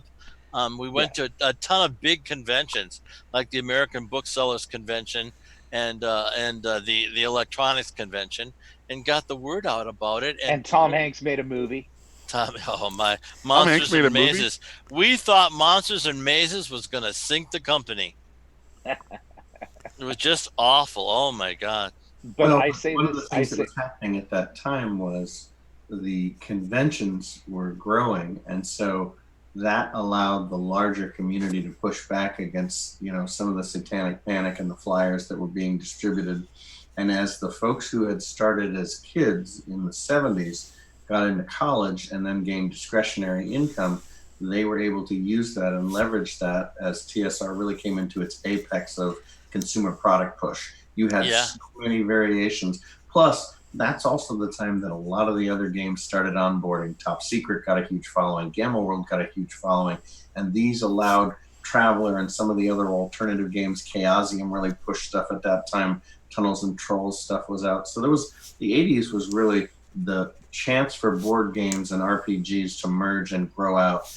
I've argued a lot with folks who say Spielberg's Player One was such an amazing movie, because my argument is that what he really missed the boat on was that it was not movies and film that altered the consciousness, but the creation of the ability for play to be converted and consumed by the national movement. And that whole concept behind the Tomb of Horrors and the opening of that was the thing that made the difference. Films are fantastic. They've done a huge things, but they did not create a culture like RPGs did. That has built. He was just serving his own lens. Yes, for Spielberg, everything is film. Well, he was just seeing it his way. But you're absolutely right. It was just the mark. It was games. And so for me, where 5e has become very valuable is it's onboarded a whole host of people that never would have played by providing a genericized rule that gives them the answer up front, because a lot of people need that to be able to get involved. And onboarding those people has allowed me to reverse them backwards into 1e and 2e after they express interest in 5e. And so that's been very valuable for getting people interested who never would have touched D&D because of the complexity of the rules. D&D, the old school stuff we're doing, comes with a lot of mechanics. And while it seems very simple, JR, you've really taught me what it is for a new person to assimilate and try and get involved and get people up to speed on it. And so it's really enjoyable that people like the complexity of this. And Jim, I think that's a credit to your capacity, is because they want to see what that was that really was intriguing back then, and it's still relevant now. That's the power of it. So I was going to say, is 5e really that much different in Oh my goodness. Night and day as far as I'm concerned. So here's the thing. I had 2 guilds, all younger members, want to play 5e. I didn't know anything about it. So I bought it and assimilated it. And then our oldest players, I drafted them and said, we're going to have to run this to try and figure it out. The biggest changes are magic is treated differently. Magical beings are always magic. They generate magic even when they run out. They can still generate magic. And from a racial standpoint, you can pretty much be in anything you want to be. And so the struggles are different in the game, because our old school D&D is really about crawling before you walk. You pay with your life for foolish mistakes. 5e has an easier balance. They got rid of a lot of the tough stuff. You only get 1 set of spells. Well, now you can rest overnight and get your hit points back. So they streamlined it to make it more video game-esque, more on demand. It allows play to work. The suffering is much less. And but let me interject this real quick, just to say something. Just because you can do something, Jeff Goldblum, I would say, not to you, but it doesn't mean you should. So I understand. Walt is a martial artist. And so I'm going to dip into martial arts, and he can call bullshit on me if I say something incorrect here. But martial arts is a thousands of year old art form, and it's trained millions of people in the art of discipline and warfare and combat. And it's very simple. And you must just everything that you're saying right now about, you can walk before you run, pain is suffering, you must learn the hard way to become a master, ultimately takes people and gives them a very rich and fulfilling experience through this path that is not easy. What things like Taekwondo did in the 80s and 90s is suddenly take 6-year-old kids and make them black belts. And I know some of those kids, and they're not practicing today. Karate is not a way of life for them. Taekwondo is not a way of life for them. They were just given a belt, given sort of like a gymboree type experience. Mm-hmm. And then they contributed nothing back to it. It didn't do anything for them. And you look at, that age range right now, and they're all disaffected, on the most part, generalization here sociologically, but they have a high incidence of depression and suicide and opioid abuse because they were given too much too easy. So just because you can make D&D more acceptable and more interesting, should you make chess stupid to teach people to become chess grandmasters? And my contention is no. 5e should die in a fire, and people should go back and learn the pure form. And I hear what you're saying, right? And I think, and I know I'm controversial, and I know I'm radical. No, that's just my contention. Yeah, why make it easy? Why would you want to make it easy? You'll just get weak people. Well, the value of your contention is it's yours. Yes. What I'm saying is I have appreciated and didn't understand until I tried it that this allows a different type of person that I've never encountered playing before to play. And so your martial arts example was very apt in explaining stuff.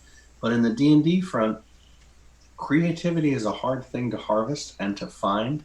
And the thing that 5e has done is allowed people who normally can't find that complexity to find a way in through a door that otherwise wouldn't have been seen. And I appreciate that opportunity. I think the game that we play now is a very different game, and there's a real joy to that. But I am finding that these other people have their own joy too. And the difference is I don't disparage them for it. I'm finding value in understanding their point of view, which is different than mine, and that's good. I have a Spartan outlook. I feel that they should die in the mud. Yeah, and that's fair. Well, I want you to know the only mistake I made in my entire creative TSR career was I didn't make a game for the 8, 9, and 10-year-olds. And because I didn't make a game for the 8, 9, and 10-year-olds, Wizards of the Coast walked in with Magic the Gathering that you could play in 20 minutes.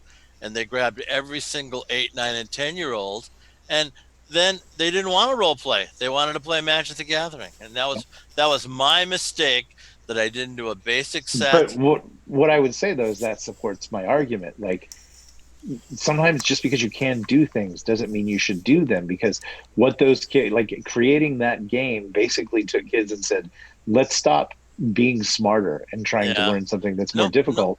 Let's not role play and grow as performers, because everybody needs to learn to role play. It really serves you in life if you can do it quite well. You're right, but 5e is made for that 8, 9, and 10-year-old. That's what they're bringing in, which scares me to death, because they're going to learn to be pacifistic warriors. It's not going to be you're going to have weakling. At the core of role playing, you have to have mathematics to support the laws of the universe. Mm-hmm. They're going to be weak at that. They're going to be weak at role playing. Yes. And they're not going to be truly invested. And so, going to the martial arts thing, or chess or mastery or anything like that, why would you want to create weakness and think that you can keep it at bay? Think like, okay, the weakness will exist in our community, but it won't become a cancer, and it will only be here. And what I'm trying to say is, like, allowing 5e into 1e is like allowing cancer into your system.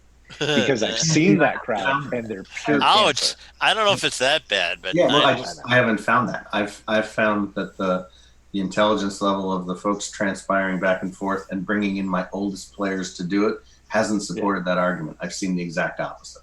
So Well, he also, Nick, you messed up on your martial arts because as somebody who was born in 81, and so I grew up in the 90s, I will have you know that I went to Chuck Norris Studios and I took my karate, and I still, okay, I don't do karate anymore. Never mind. Yeah, that's Yeah, see, there you that's go. what I'm trying to say. Like, don't create weak warriors and think that you're going to strengthen yourself. Like, I know. what I know. you should just weed. Very nice. If you can't compete, Oh, that's back, get the glorious. fuck out of here. No, like my eldest,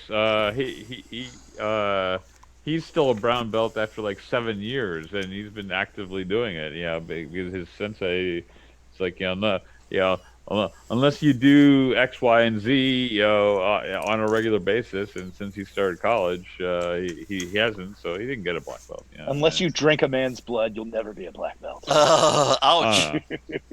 No, what's funny is I've seen a meme about black belt. It's like in the 70s, to achieve your black belt, you had to take out 2 of the other black belts in your dojo, and you'd probably lose a tooth or 2 in the going. In the 90s it was something a little less, and then and in the 2020s it's the 6-year-old getting the black belt. Yeah, it's like In the 80s, I've done 3 martial arts, and that's nothing compared to Walt. Walt's a stud. But in the 80s, I was like a little grommet, and I walked in there for the test, and I did my katas and everything like that, and strike and a little sparring, and then the master, who looked a lot like Richard Chamberlain from Shogun, he came around while your parents were watching and punched you in the stomach, and you couldn't cry. And that's how you got your belt. Do you think they do that now? The answer is no. No way in the world. No way in the world. Yeah. Yes, Sometimes but did you you need get to wear Chuck Norris's karate? I mean, come on. There we go. Yeah, we Nick, still did do you it. wa- We still punch kids. Well, punch everybody. Yeah. I mean, Yeah. because everybody who sits on that testing board and watches you, and like my last black belt test was in 2018, and I broke what Dan? what's that? What Dan? I transferred over from another martial art, so I had to go back through the ranks, because I can't just walk in and grab a belt. That doesn't sit right with me. So the instructor is very, very cool, and he's like, all right, man, we'll take you up from grade 1 all the way to the top. And so that was my shodan for that particular martial art. But I was dead tired, and of course when you're dead tired you do stupid, even if you've been doing it for 30-40 years. And I got my black belt, I took all my pictures, and if anybody wants to see, hit me up in the comments. I'll grab a picture of it real quick. And the next thing I did after I walked out that door, there was no celebration dinner, none of that. I went to the hospital to fix my face because my nose and my supraorbital was broken. Oh, wow. Because there was like, and the instructor's like, let's just take it easy. We all know how he fights, and this is just a formality. And I'm like, no quarter, no, nothing given, nothing taken. Let's go. There we go. And granted, I fought like a wet bag of laundry because I couldn't lift my arms after 3 hours of, getting roasted. But it was like, I sat in that hospital. I was so happy. And I'm just like, and So when a 9-year-old girl, from 1994, with the Taekwondo black belt comes up to you and she looks at you and says, "Me and you are the same." I wish I usually congratulate her, and then I invite her to come train anytime. And I've done that before. We had there's this. I won't name them on air just because I don't want the hate that comes with it. But we have this very commercialized school that's prevalent in the Northeast, and we got 2 of their black belts, a mother and daughter, and they had trained for 3 years, got it in a black belt, and between the both of them, they spent about $10,000 each in order to accomplish this goal. Oh, wow. So they come in and they're like, oh, we'd like to train and blah, blah, blah. I said, well, we only train with people we fight. So you're a black belt. If you want, you can do this one of 2 ways. You can come on, you step on the floor. We'll gauge your skill, and if you're cool, we'll you just jump in. And if you're not, then we got to start you all the way back at white belt, and we'll measure things and measure your success as you go, and we'll make sure that you train safely. And she's like, well, how did you do it? And I said, well, I came from another school and I wanted to train here with this instructor, so I asked to be put at the beginning. And she was like, oh, well, that's silly. And I said, all right, well, let's glove you up and we'll see what's up. So she was knocked out in the first 8 seconds. Oh, This is a 43-year-old mother of 4. We punched her so hard in the stomach and then uppercutted her until she passed out. Wow. Then her daughter got on the floor and they swept her, and then she just begged us to stop. So we're not mean. You say stop, we're going to stop. So, we pulled them off the floor. We resuscitated mom, and, we said, hey, you might have one of 2 options here. Obviously, you were sold a bill of goods that did not rate what you thought it did. So you have 2 options here. You can either go back and request the training that you should have been given, which you probably aren't going to get, or you can start at the bottom just like all of us did, and we'll run with it. And she, They quit. No, they stayed. Oh, they stayed. They stayed. Did they Yeah. really? Yeah, the daughter wanted to definitely. She was adamant. She's like, no. I did not start this and give 4 years of my youth when I could have been hanging out with my friends and being on Instagram and doing all this other stuff. I did not give that up to be cheated. And I was like, that is a fantastic attitude. You need anything from me, you find me, and I will train you myself. And she was. Oh, nice. And they're doing very well. And that. So, please. bringing it back to the D&D discussion, you bring it back to gaming. Jim has. You said you haven't pulled any punches. Absolutely not one. I have punch. felt in our adventures fairly close to death of a character. Yes. Oh yeah, I almost died today you myself. Yep. Yeah, you can see like Mark Kern walked away after getting killed last week. And I think his reasons were valid or walked away, but I think a little depression set in. I'm like, oh, I didn't, and I don't know his situation or deal, but when you're a WoW gamer or you're a computer gamer, death doesn't mean anything. Mm-hmm. When you role play, you put a lot, like if you just take Andrew, look at all the time and work he puts into that wizard. If you smoked that wizard right now and he couldn't get him back, that's a lot of weight. That's going onto the mat and getting beaten up. Yeah. And so that's not the case in 5e.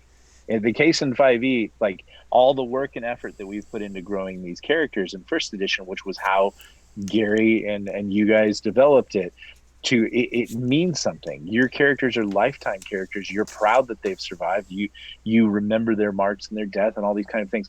That has to mean something more than a guy who just showed up, rolled up a character, wrote a 10-page backstory, and gets killed by a first level goblin. Yep. It's not the same, and that's why I'm saying it's, in my opinion, it's a cancer. When you allow that kind of, and Andrew and I are going to disagree, and that's fine, but I'm just making the case, like when you allow that weakness into your system, you can't compartmentalize it. You will eventually get enough people say, well, the Jim is really, he's old school and he's mean and if he keeps killing people, they're not going to come back. Well, then they didn't love it. The purist says, thank you, sir. Can I have again?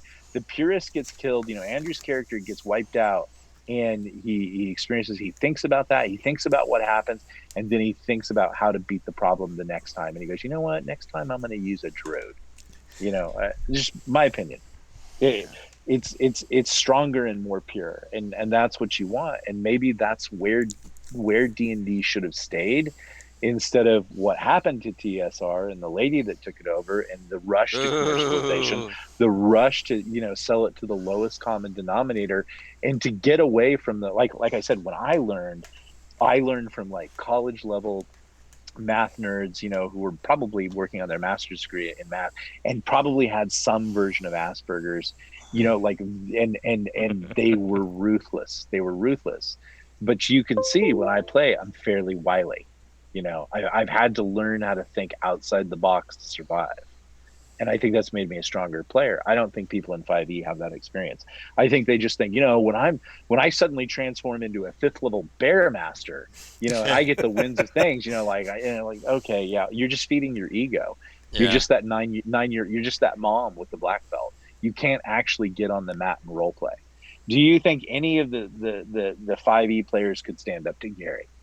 No, they would think he was a cruel jerk. And they would walk away from it. exactly think he's a cruel jerk, which he wasn't at all. Different times. I mean, you guys are playing completely different now than you did at the beginning. Very much so. You're much more tactical, which I really enjoy. I enjoy your tactics very much. Yeah. So speaking of tactics, and we can stop bashing 5e and we can move on. Yeah. So I was, I'm a no, huge... JR, that's not how you bash 5e. I don't want to scare Word no way. He's going to cringe. Yeah. Okay. But so I'm a huge Stargate nerd, and they've got an RPG coming out that's using the OSR system because it's the open license we talked about earlier. Mm-hmm. And one of the blogs by the producers of this game that's coming out, that Terry Mixon, who's going to be a guest, put me onto, mentioned that one of the things they're doing different than the old school is that there's going to be no penalty for splitting the party. It's going to be encouraged because it makes sense tactically for what they're doing with the Stargate. Oh so my was God. that a thing where splitting the party was bad? Because I could think of 100 tactical reasons where you like when we were leaving the town when it was raided on the season before, the episode before last. Mm-hmm. To me, it makes sense. You put one of your ranged people in a window. Now it would have helped if we had a little bit more of an idea of the map, but you put someone in some height vantage and start sniping some people, and then you could advance out because that's me thinking with ranged weapons and guns. Sure. Was that a thing that you weren't allowed to split the party? Here's the deal. I don't know if it was just a Gary thing or what, but every single time we split the party, one of the groups got nailed really hard and the other group got delayed. Every single time.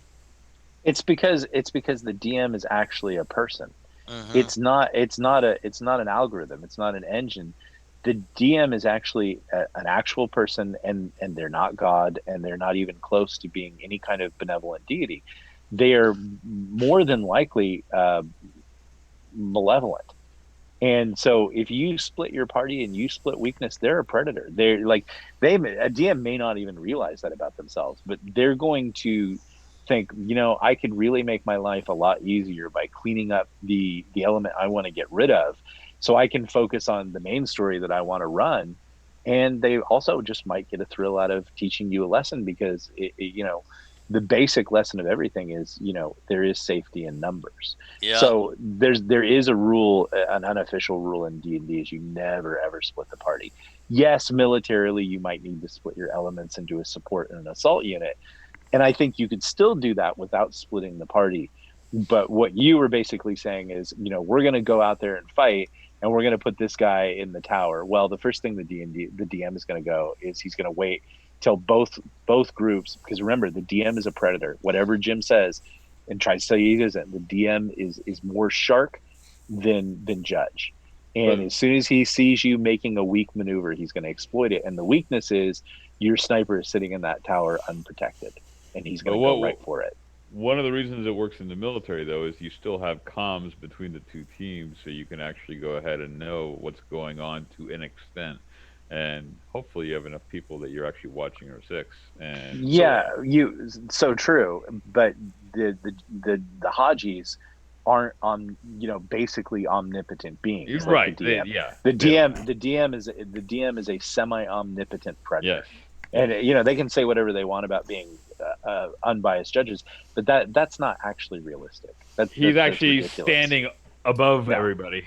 Yeah, but he's also a predator who a good DM, like if you follow Kurt Vonnegut's rules of writing, the writer's job is to do everything rotten that you can to a character, and when you've run out of rotten things to do, the novel's over. That is exactly the DM's mission. I see.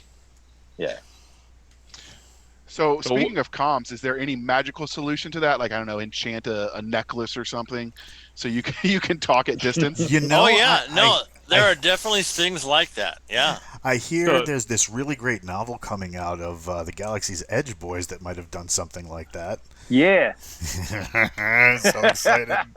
I haven't gotten that part yet, but I did see that magic earring in a certain 5e podcast that we won't talk about.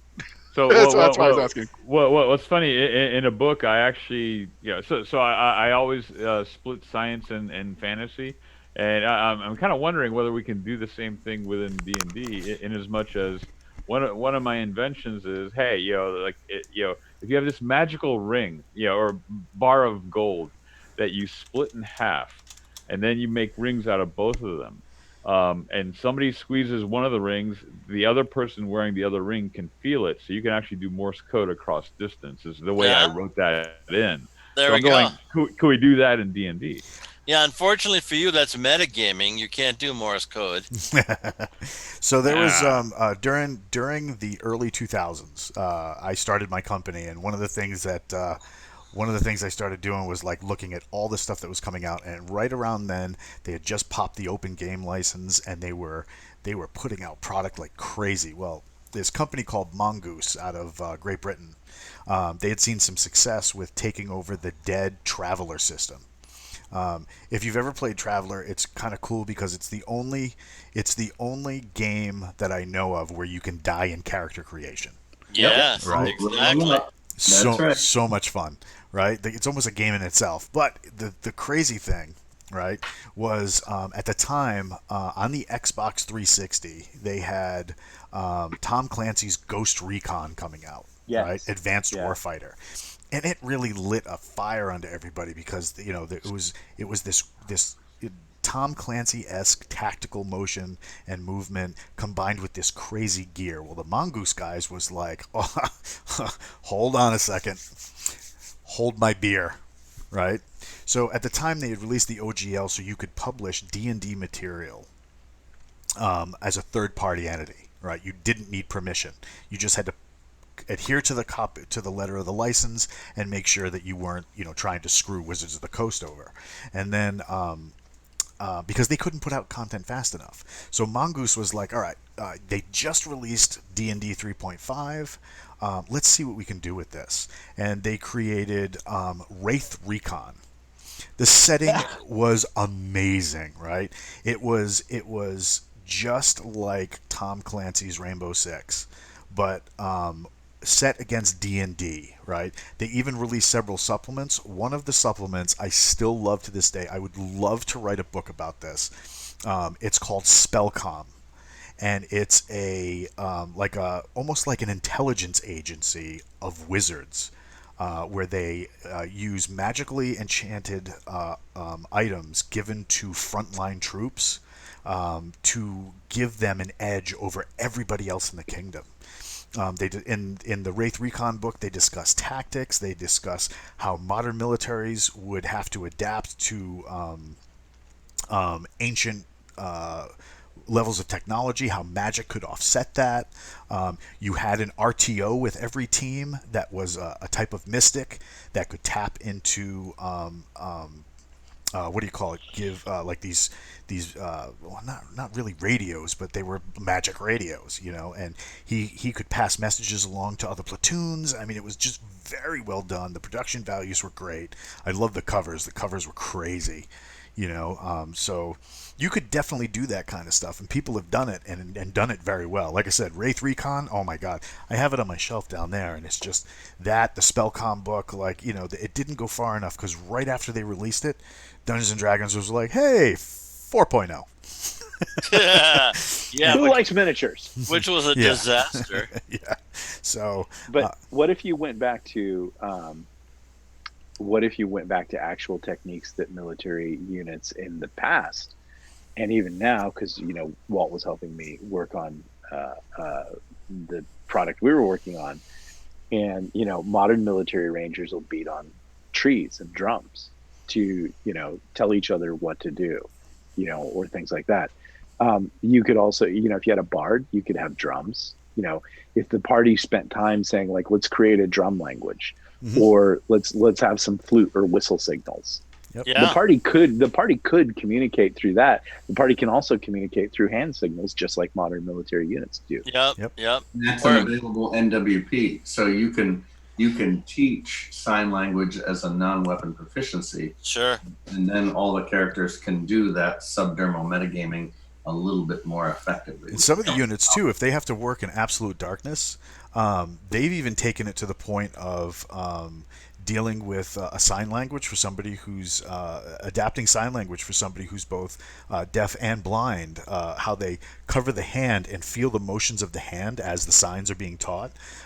Some of those signs are actually used in certain military units when they have to operate in absolute darkness, or underwater where you don't, in a dark environment where you don't have NVGs, but you still have to, move and communicate. So Neat. That's Hell yeah. great. And I know, and Weird can definitely come up with a spell that'll allow you all to communicate with each other. I actually have two I'm working on. Yeah, there we go. It still won't be a good idea to split the party, I have to tell you. So It tends to not. Splitting the party usually shakes at least one out of the herd, and the loss of the pack protection is often fatal. I mean, it's no different than. Because the DM is a predator. only if he's good at his job. That probably sounds like a good article for a magazine. Hell yeah. So Walt, do you do your color? Do you do coloration as well, or just the line Oh art? yeah. So if you go to hazardstudio.net, some of my art is all over that. You can also, I think you can get to one of my galleries from there too. So yeah, I do color. I'm only doing the pencils right now just because we're just shooting the breeze. If I was doing an actual commission, the lines would be a lot tighter. And I only use the blue. It's a comic technique to do outlining. I only use the blue because it's very easy to convert to black and very easy to ink. Right? Oh yeah, that's nice. So let me tell you, the chainmail sucked. Thought I was gonna go blind. Oh, hi, cat. But yeah, I mean, I do crazy. I can do crazy amounts of stuff. It's just these days, I really enjoy the satisfaction of sitting down on my deck, throwing open a laptop, having a cup of coffee, having my dog next to me, and then writing 4,000 or 5,000 words, and then crawling off my deck and then shooting arrows in the backyard. So Captain Kilgosha asked to see the final product.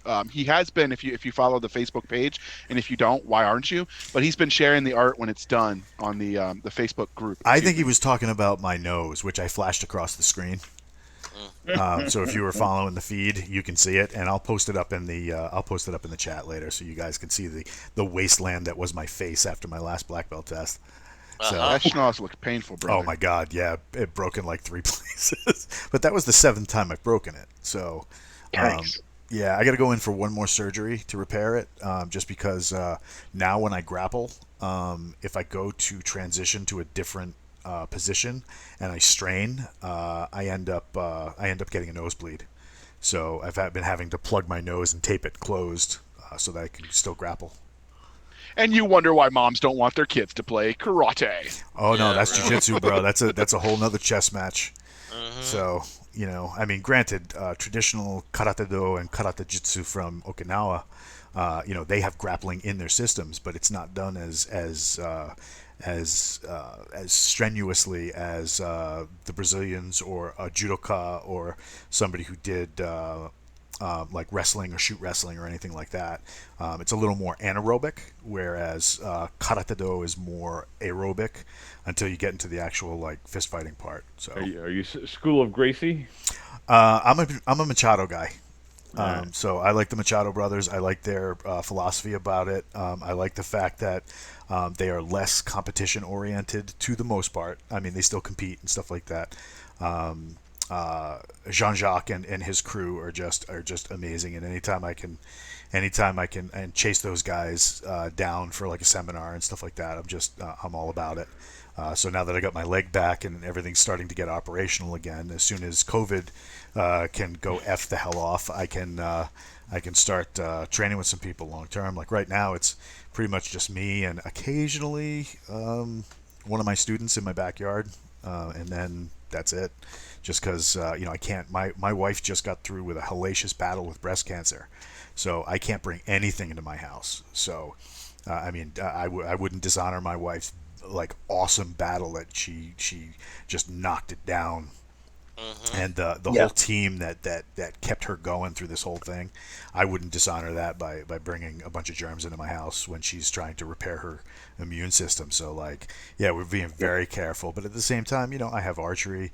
I can go to a shooting range. I have a heavy bag. I can need it, and I've been doing this for 40 years. If I have to take a 6-month break to keep my wife safe, happy, and healthy, all the better for it. Worth it. Hell I yeah. hear you. So we're at a little over 2 hours. Did we want to cap? Did we want to cap this bottle? I was hoping to go Yeah. for like at the most 90 minutes, but yeah, there was a lot of good topics today, and the AAR format seemed to serve us very well. Yes, I like that. We have to do that from now on for sure. Hell yeah. Final thoughts before I close the portcullis and go find a bar wench to serve me some coffee. You guys are the most fun. Thank you. Yeah. Thanks for coming out, guys. Really appreciate it. Want to thank some of the guys who've been ticking off the boxes on the stream. We just had a follow. Memnor just scared the crap out of me with the zombie noise. So, yeah, that was fun. Uh-huh. And we really appreciate you guys coming out. And boom, gone.